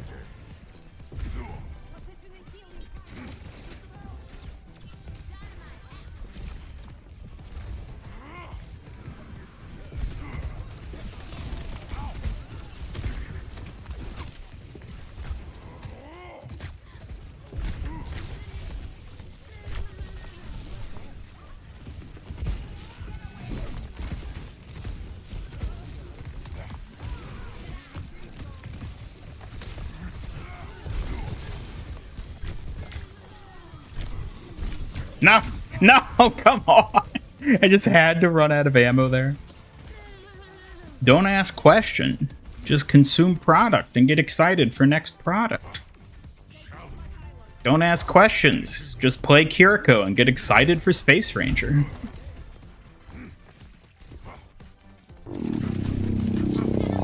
Shush. Man, y'all been really light on the redeems today. I appreciate it. Giving me a break. Ugh. Cute ninja support, but Genji already exists. Just give him healing shuriken.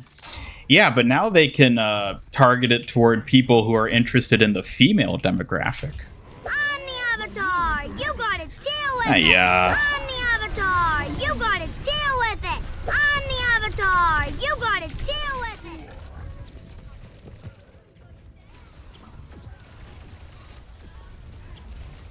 Team defeated. See ya, Carlos. Thanks for stopping by. Have a good one.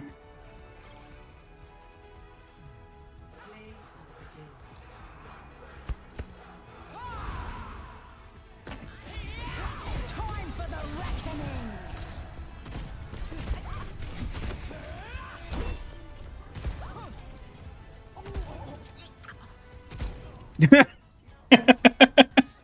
What a kill to make it into play of the game.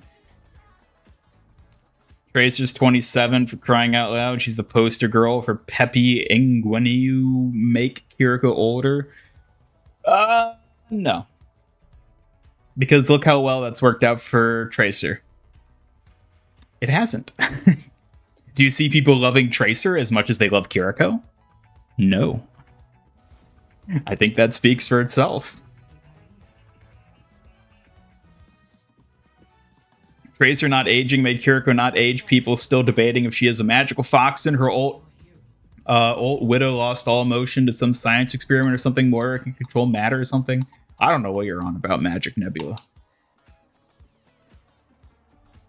If you're just getting on the fact that nothing makes sense in Overwatch, then yes, you're right. Nothing does make sense in Overwatch.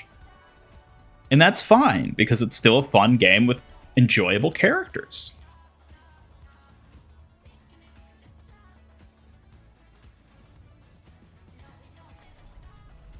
My throne is where I say. See? Look how likable young Kiriko is.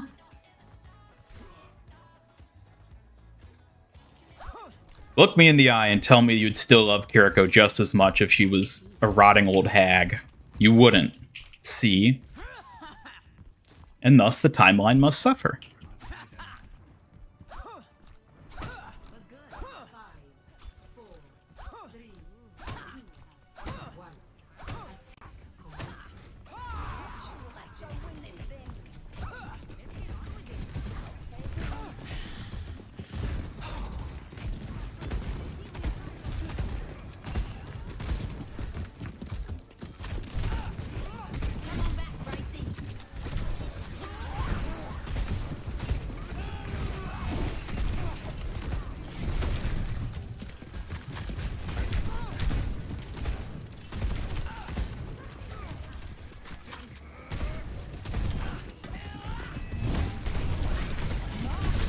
Ow.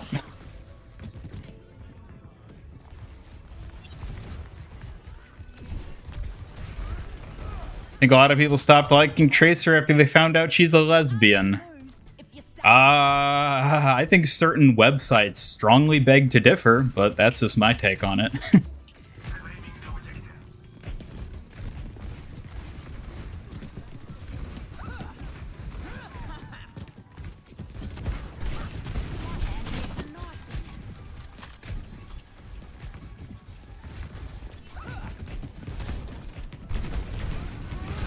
Ow.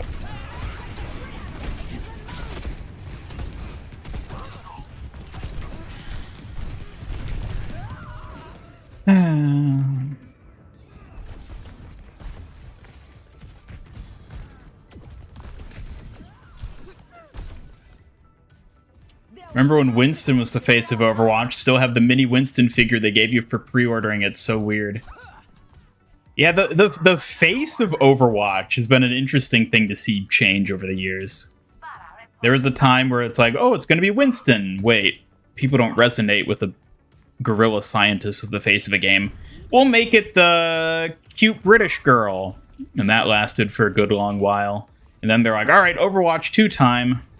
And then it just seemed like a bit of a shit show, and then it ultimately settled on Kiriko.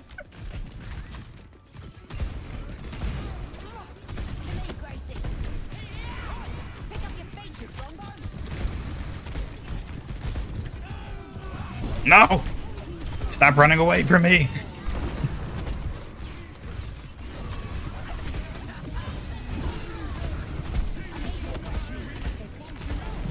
What? Get your toes out of my face.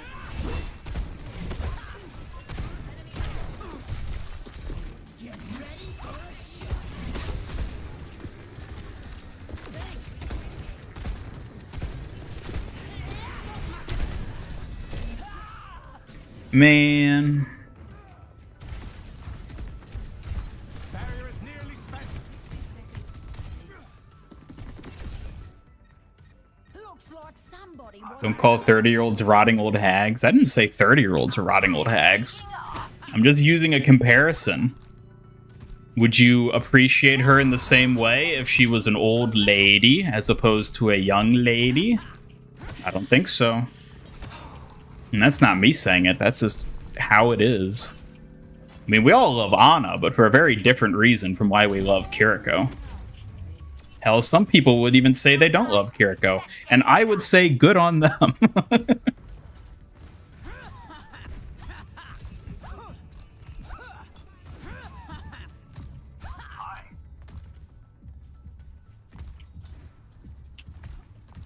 I think there's also a relatability factor that they're playing into with the character's age. I feel like a lot of people feel like they relate better to a character if their age is closer to, like, their own, so to say.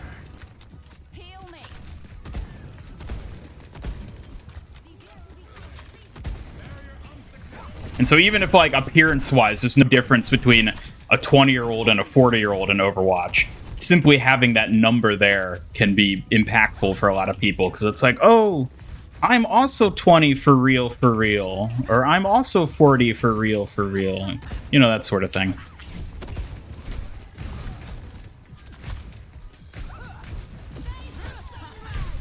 You get the Monarch Venture skin. I did. I haven't actually looked at it in game yet, but I did watch to get the rewards. Woo.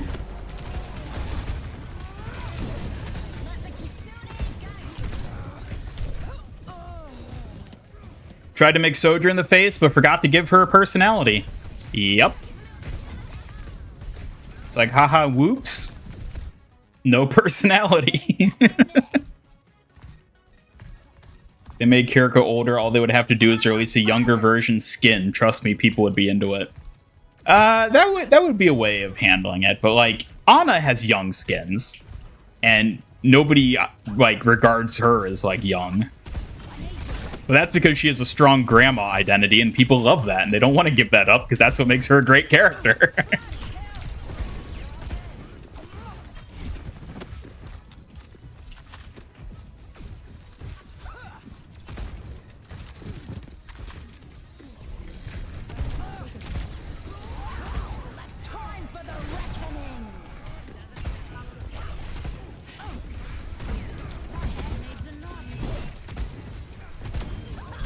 Down he goes.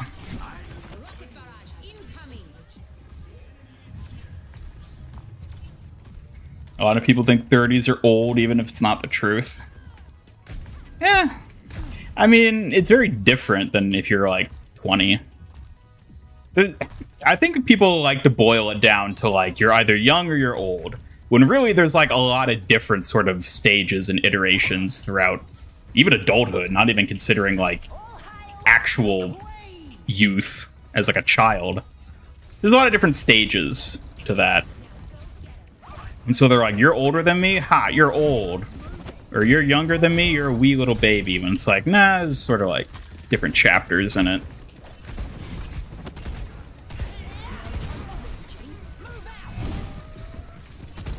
What?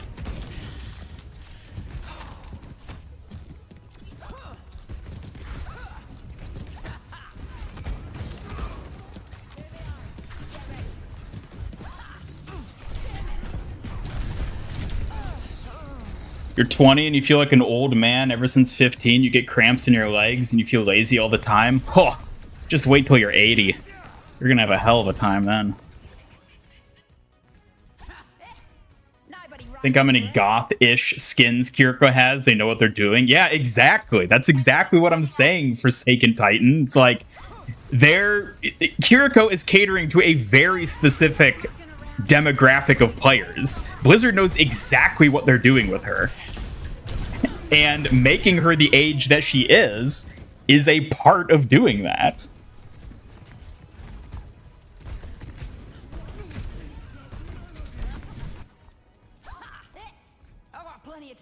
Wonder what Overwatch 2 characters would sound like if the OG team wrote them.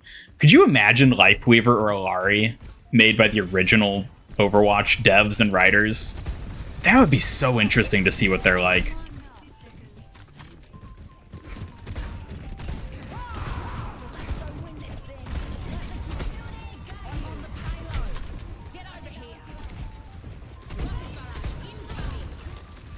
Sojourn has a personality. It's just not particularly fun.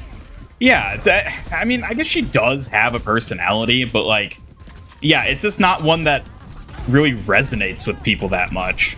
I'm sure it resonates with some people, but for the most part, she's just not that exciting of a character in terms of her character.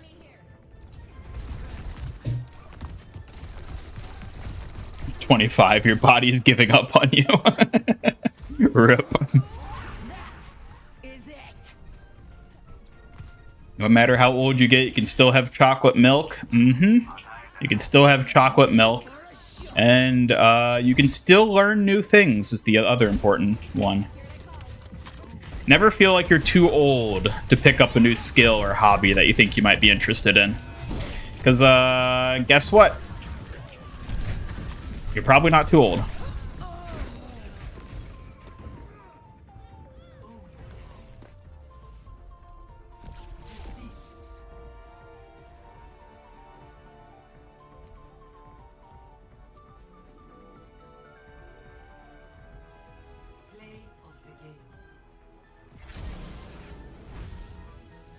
You're 25, considering family history and health complications, your life is probably half over. Oh, I mean, I don't know your situation there, Tinte, but that seems a little unfortunate if that is the case. I mean, I do know that some people just genetically are predisposed to have shorter lives just because of family history and type stuff, which is a really unfortunate thing. But I don't know. I mean, maybe just sort of hope for the best with it. Do what you can to prolong it. Be healthy. Get that exercise. Eat those veggies. Whatever it takes.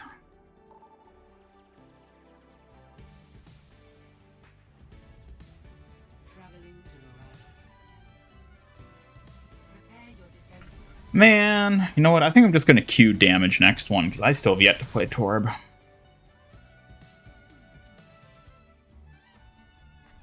You're 31 and already starting to see changes in how you perceive what's old or young. People in their 20s are officially whippersnappers. Yeah.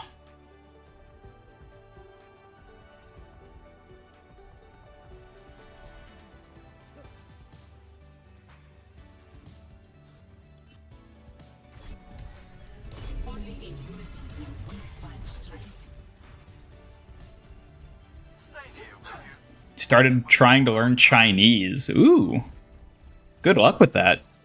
I know that can be a difficult one to learn. No matter how old you get, you'll never try strawberry milk again. I mean, never say never.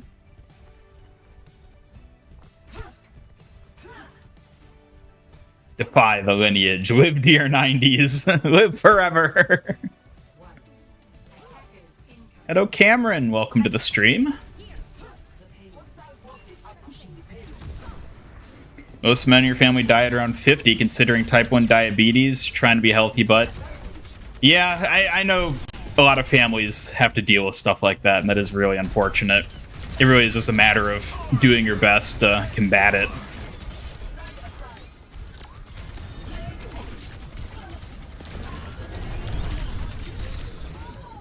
Whee!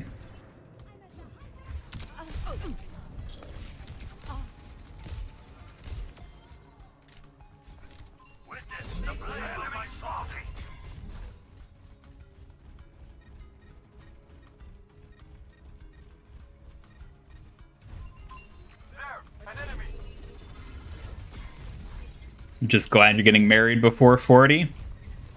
It's certainly a life goal, I suppose. Hell, I'll be happy if I get married, period. Even if I'm 80.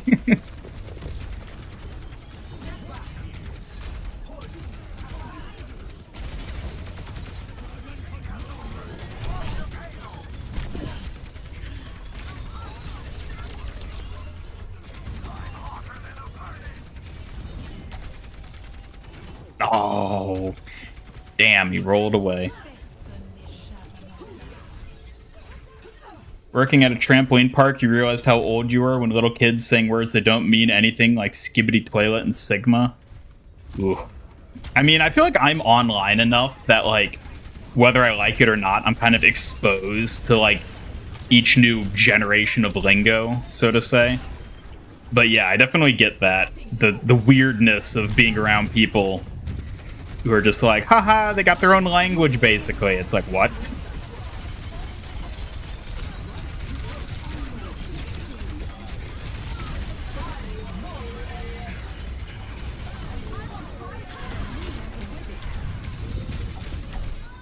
What the hell was that? Mistress Blank Gamer. Maybe someday, P. Daddy. Maybe someday. Master Yi and Foxy Grandpa getting married at 69. I will say, some part of me is looking forward to becoming an old geezer. Like, not really, but like, I don't know. It doesn't seem like the worst thing in the world.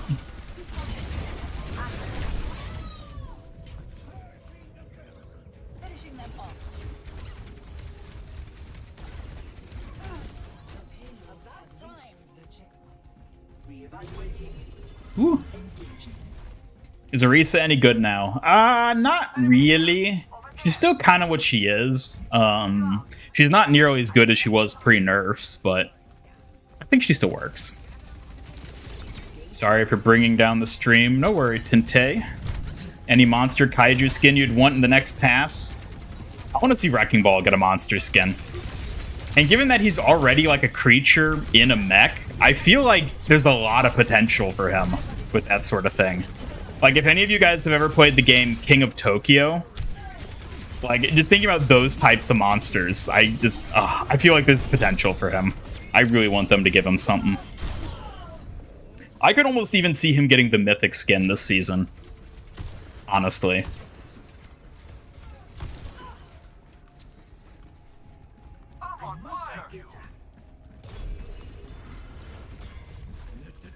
Speaking of new hobbies, as you get older, you ended up getting into Gunpla. Fun building little robot mechs, but so expensive.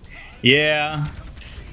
And honestly, that's a sort of hobby that I feel like is, like, befitting for getting older, because it doesn't require you to be, like, super physically involved with it or anything. It's just, like, a thing you do in your spare time. And it is expensive, so you can only really get into it when you are older and probably have a bit more money.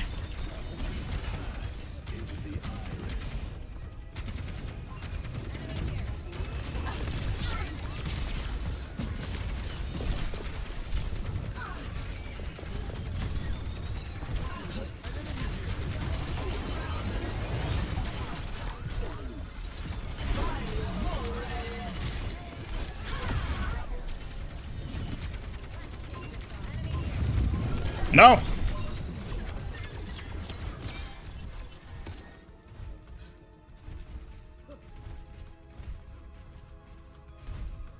Recently, one of your youngest cousins got a phone at age 5 and 6. Yeah, they're getting them younger and younger. On there watching them skibbity toilets, rotting their skulls.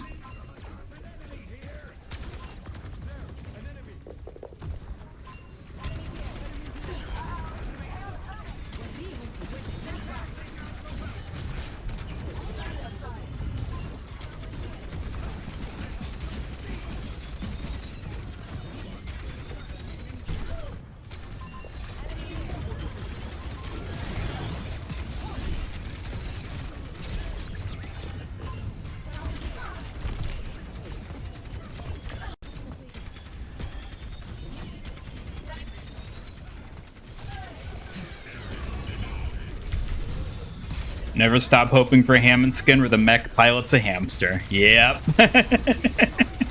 Oh, man. That would be amazing.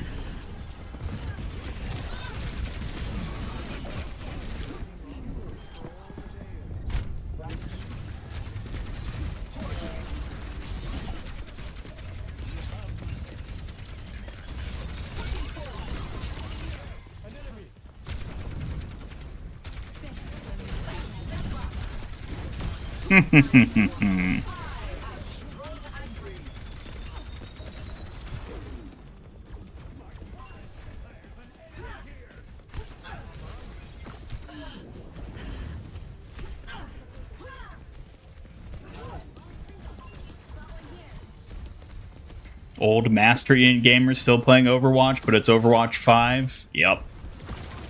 Man, by then I'll be simping for Ana.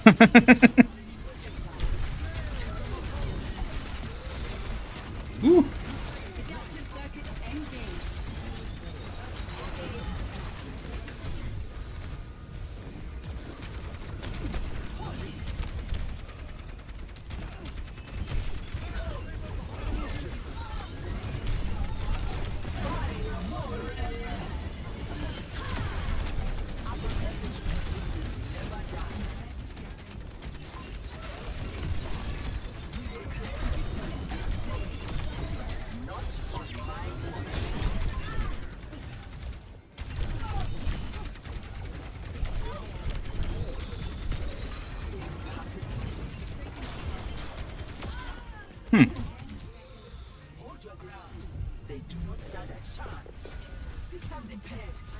Consider eel saleswoman Orisa? What? Eel saleswoman? What the heck? Is that like a reference to something?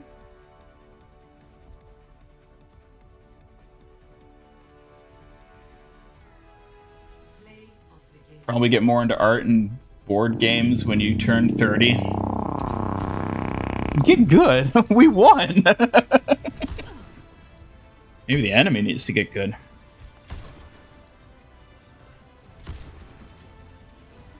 Yeah, I feel like when I get older, I'll probably shift into more, you know, old person things. Board games, reading, watching TV. That's a big thing. I don't watch a lot of like movies and shows. And a lot of like my friends are like, "Ian, why don't you ever like catch up with the newest hot thing on Netflix?" And I'm like, "I'd rather play video games." Cuz like there'll come a time where I'll become too old to like actually play video games. My reaction time will be too slow. And I'd rather have fun playing video games while I can before I turn into a geezer. And then all I can do is sit there and watch Netflix, you know? You collect Funkos and anime statues. Ooh. What's your most impressive anime statue? Tell me, Custer. I always want to call you Custer now, because you changed up your name. I guess it's just Justin still, though.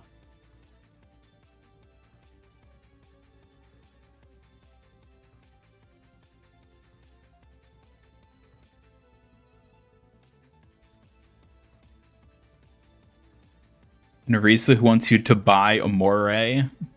God damn it. That's so stupid, but okay. I understand what you're doing there now. Wait. I almost forgot.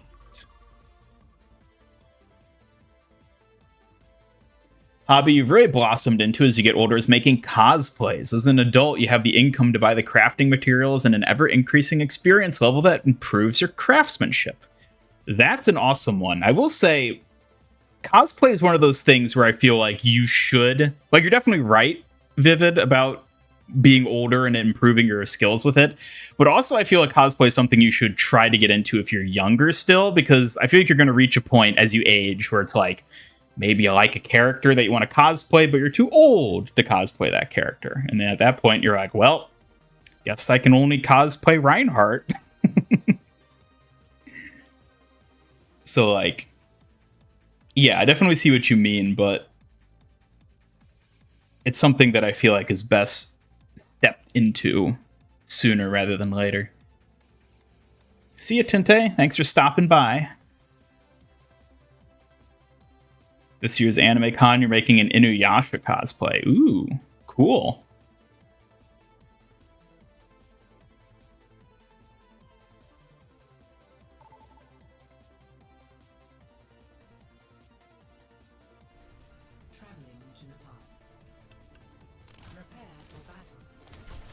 You'll be able to simp for IRL Kiriko by then, as it'll be 2076. Oh man, what if Kiriko does end up being real? What if she's a look into the future? But that would, wait, no, because then she would be like, you know what? Let's not talk about that. Tools in hand, brain in gear.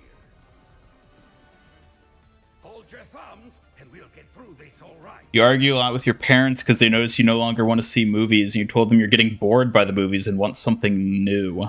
Do not fight your true nature. Yeah, honestly, I just have more fun playing games than watching movies for the most part.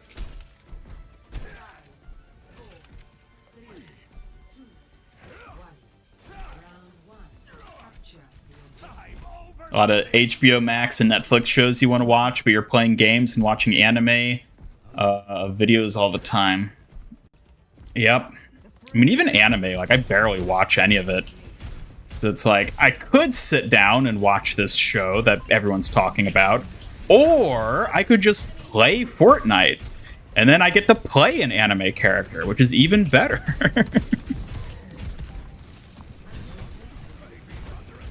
Damn it.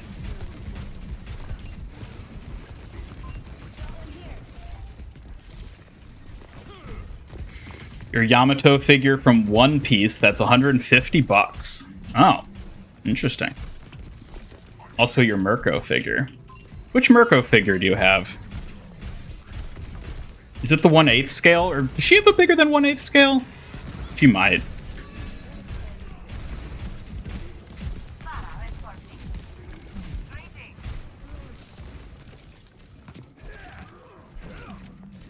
And Kiriko's your future daughter.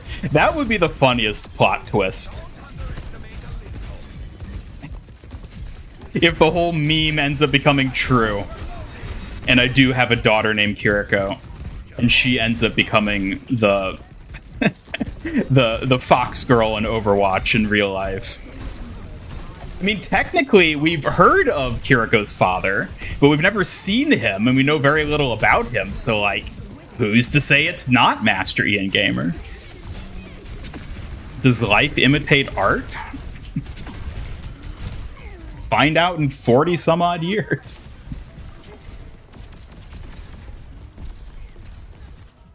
Just a regular size, she does the flex with her muscles. Ah. Tsunemiku is 16 in her bio and now 16 chronologically since she came out 16 years ago. That's funny. That's a really funny thing to think about. Ah, yes, she's now actually the age she always was.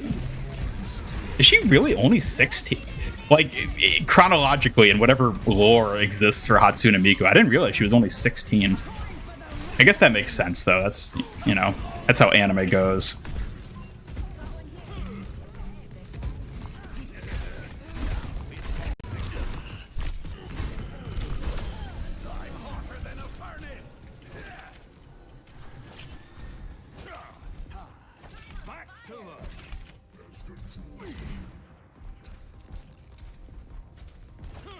Worst part is when a movie is out, you never find the time to see it. You gotta make time. That goes for everything in life. You gotta make time if it's something you want to do. It feels so strange knowing that teen characters created in your childhood would now be teenagers today if you mark the date of their creation as their birth. Yeah. That is a weird thing to think about. Most of your anime figures are from Sailor Moon. Why does that not surprise me? All right, team, I'm ready to not.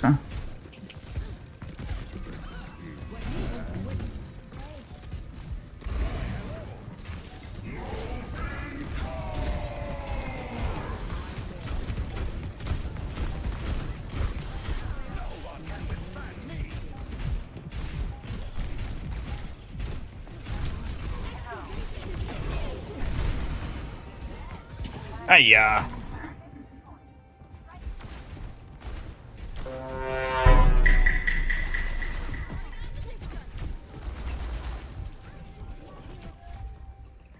Lincoln never gives up.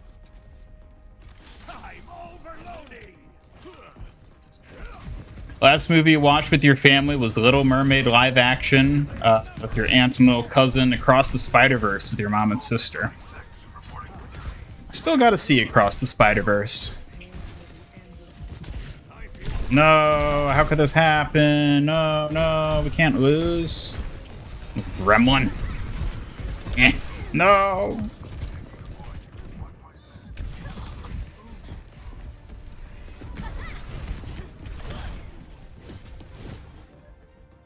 Back down.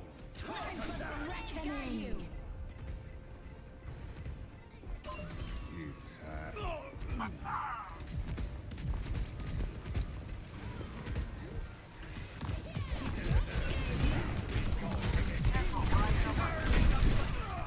No. Can you tell I don't play a lot of Torbjorn?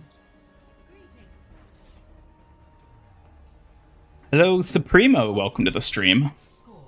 Mole Hunter Torbjorn. Yeah. I got my hammer. I'm going to whack a mole. Well, I guess with the Prospector skin, he's the best equipped for it. Going to dig Venture right out of the ground.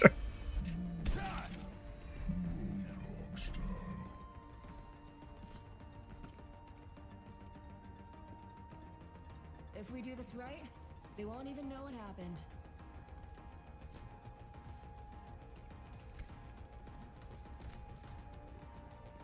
Five, four, three, two, one.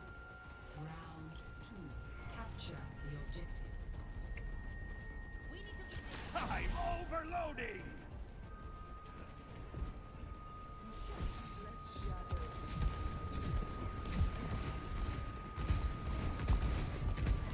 Make your maker proud. Become someone your own size.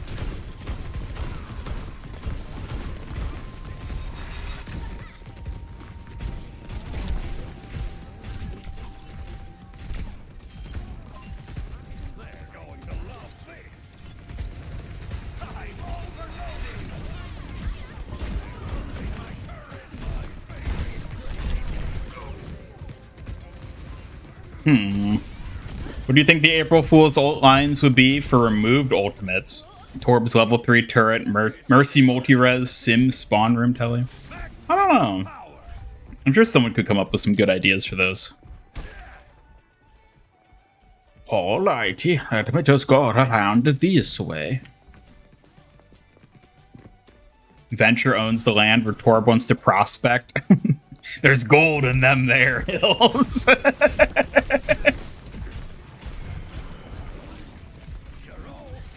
Oops, yeah, that's not what I meant to hit.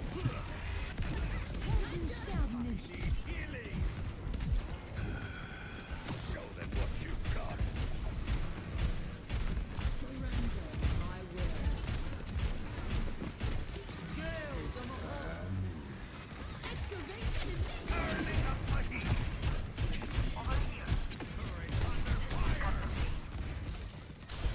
I'm on fire.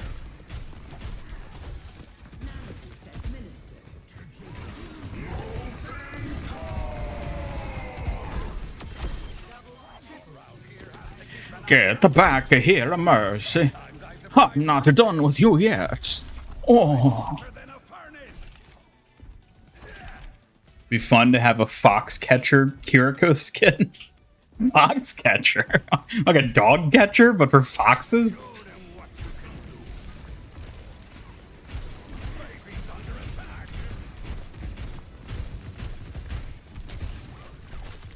Just a little touch-up. No! That was mine! You killed my baby! Ah.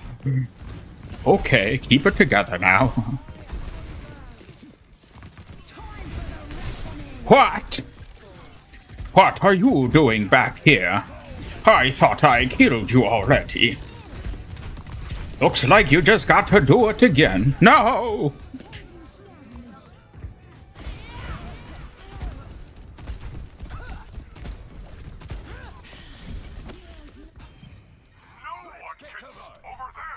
Soy X family? Soy? What? He wanted to smash the Mercy. Don't ever say that.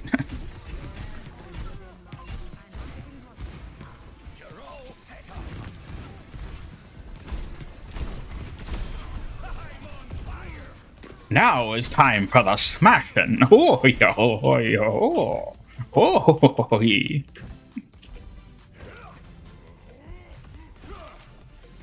Why you hammering me?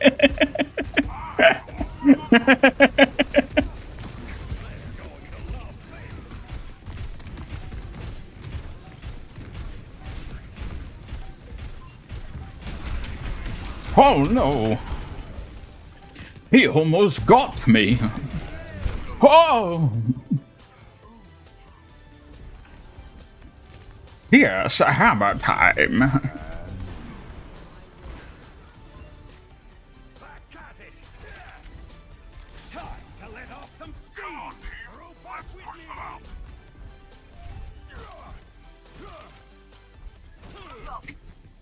me. See, you did smash the Mercy. No, no, I don't know what you're talking about.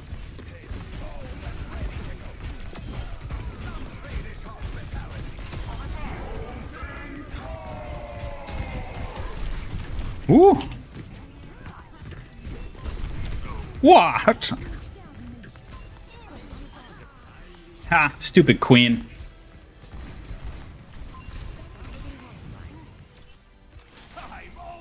Doing that Mercy dirty. Oh, we'll see who does it dirty. Oh. I haven't cleaned these tools in years.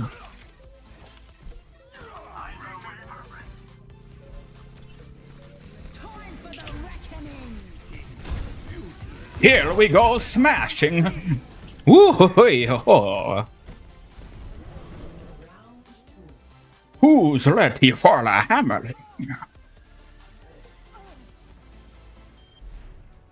Torb nuts and bolts, if you know what you mean. He most certainly does. Unless it's with Ingrid. Then we know he sticks around. Then he, screws in tight? I don't know. Unpredictable. Oh, I'm sorry. Don't be. It keeps me sharp.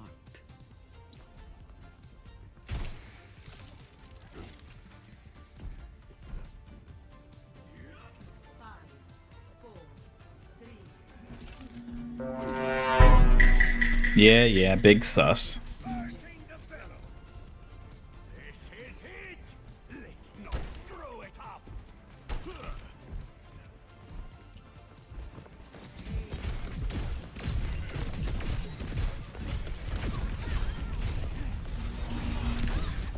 I'm overloading.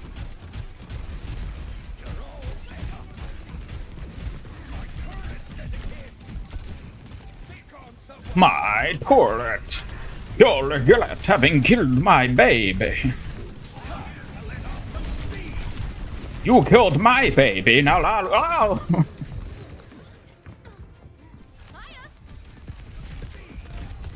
You let Torb prospect you? Oh my. See you, Knuckles. Thanks for stopping by. Maximum power.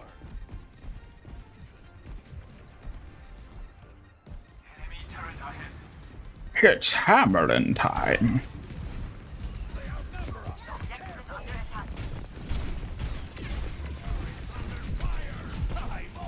Hoy, it's running away time now. Ooh, oh, hi. Ooh. Oh.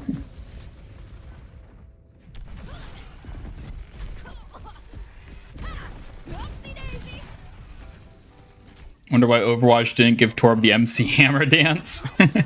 Well, his dance is pretty great, so, you know.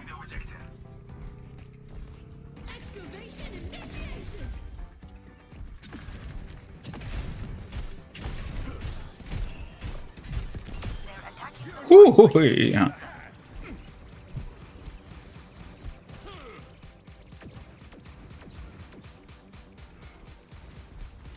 I'm overloading.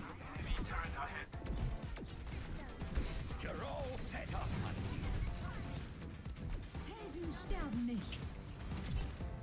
Drill versus Hammer seems Drill won this time.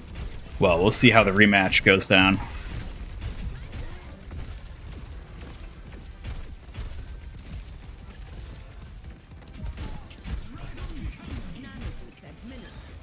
I'm almost ready tonight. Ready to activate my molten core.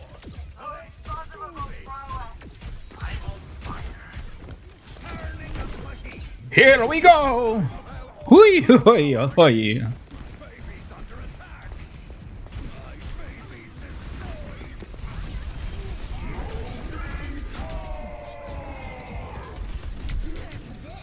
Oh no, you don't.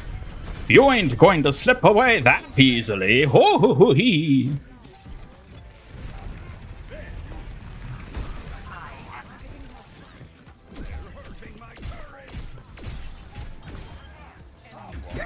Pulled out the hammer, didn't even need to use it.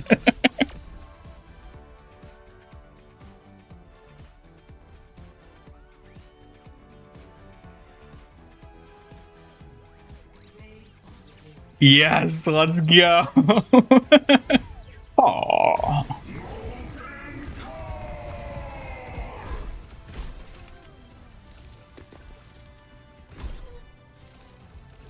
I should have hammered her there.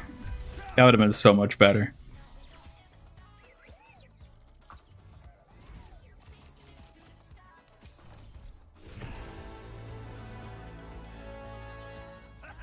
Hey. Let's see, which one did we get?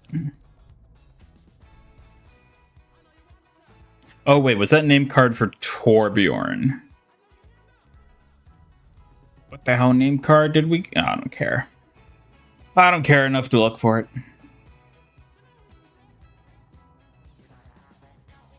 Wonder what happens when one day Briggs says what the Sigma and Torb goes into a roboholic depression.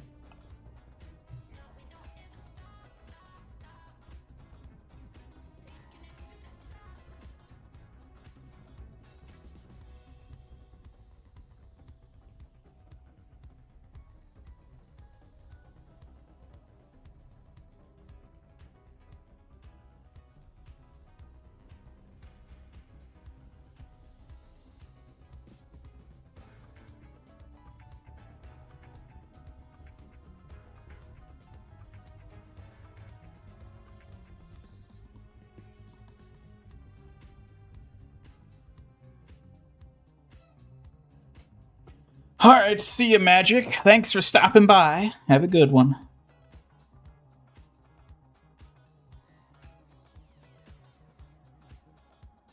How long until we get a character that's secretly a robot?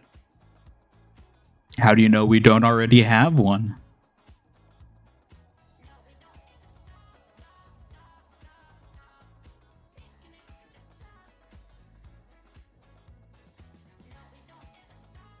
Why the queue's gotta be so long?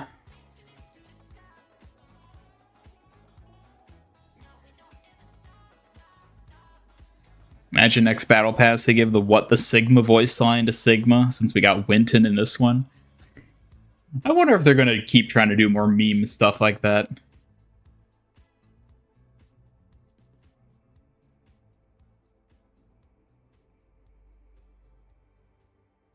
Probably Sojourn. I mean, she is mostly robot from what we understand, so. But it's not really a secret. I guess the secret would be that she was a robot all along, but. Welcome to Jungle. Prepare your defenses. Select your hero. They're gonna bring back the Tracer butt pose. Oh my god. I'm amazed people are still talking about that. Here we go.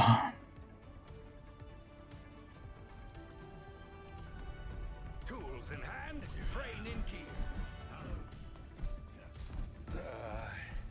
I guess it takes all kinds to make a world.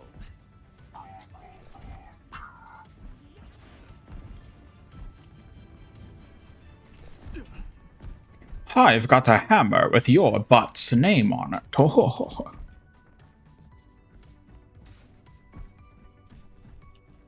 They have this coming, so let's give it to them. No.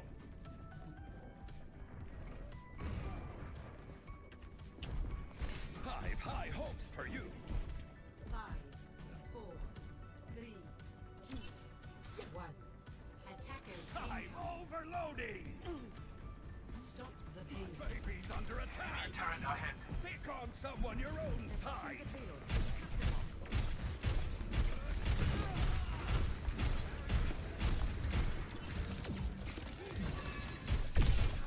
Cool.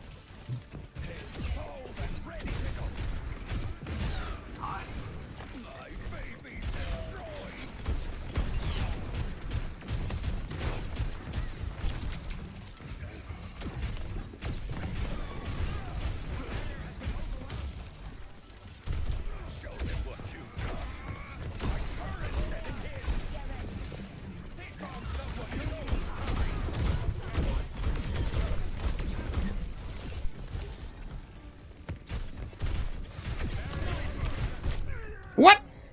Wait, what? How'd that hit me? Then I just went flying. Whee! Wow. I'm overloading. Why, hello.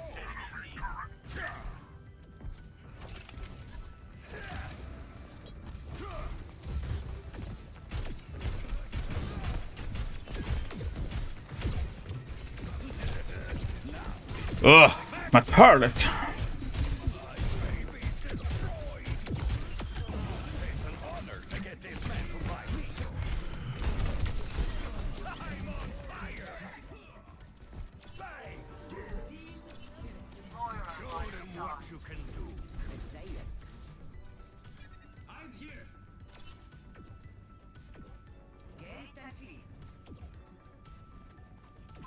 Enemy here.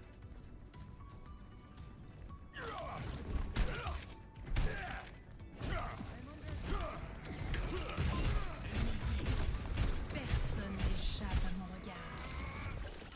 Enemy turret within my sight.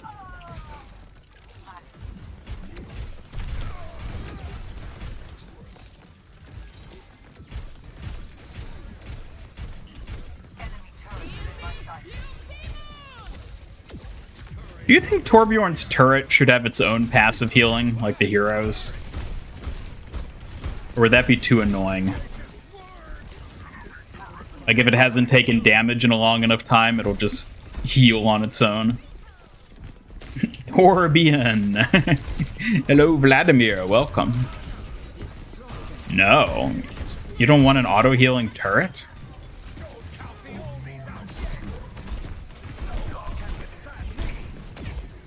Oh my god, how did I could not hit him?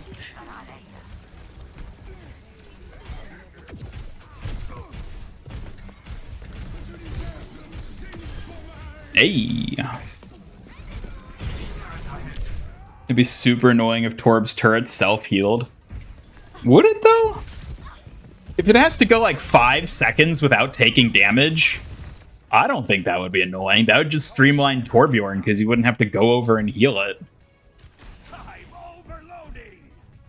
Auto heal should kick in if he uses overclock. Yeah, maybe they could even do something like that. See ya, Scorpio. Have a good one. Heading you out.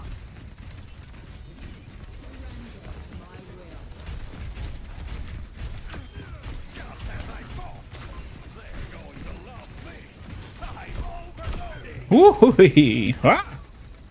When did they get an Elisa?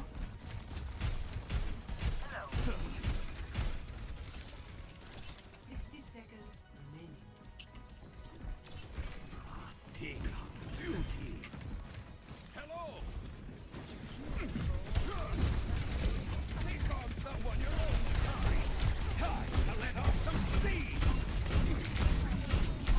You. I'm at maximum strain. Keep an eye out.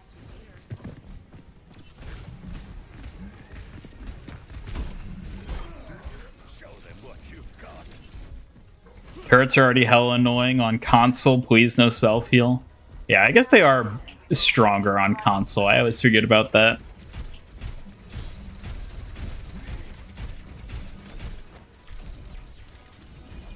They're hurting my turret. My precious word.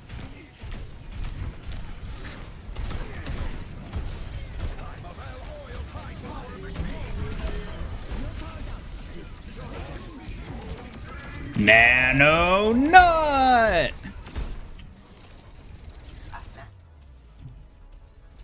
Ooh, we got the gold.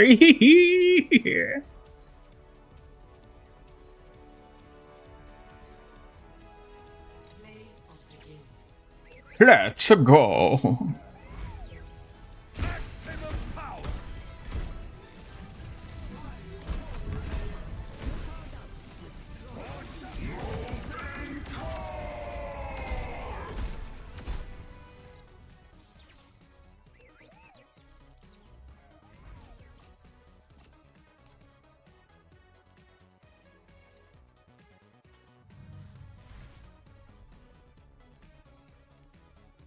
Alrighty, everybody. That is going to do it for today.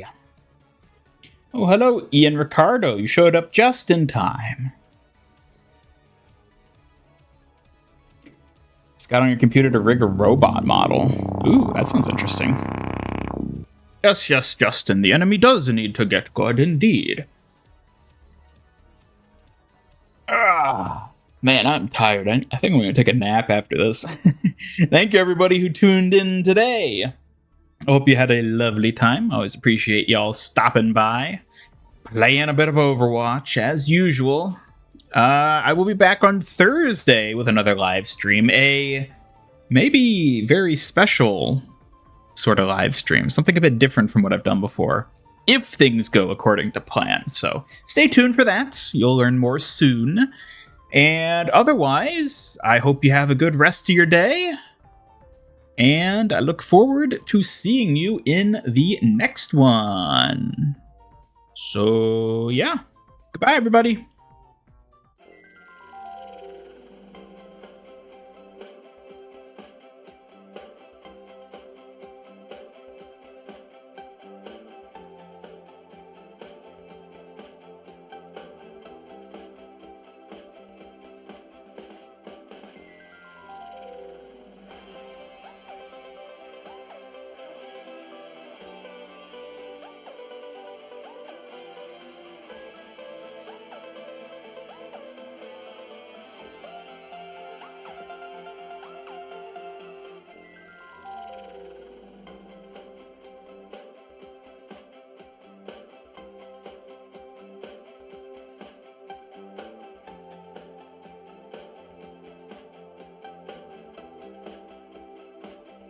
Too early for flapjacks.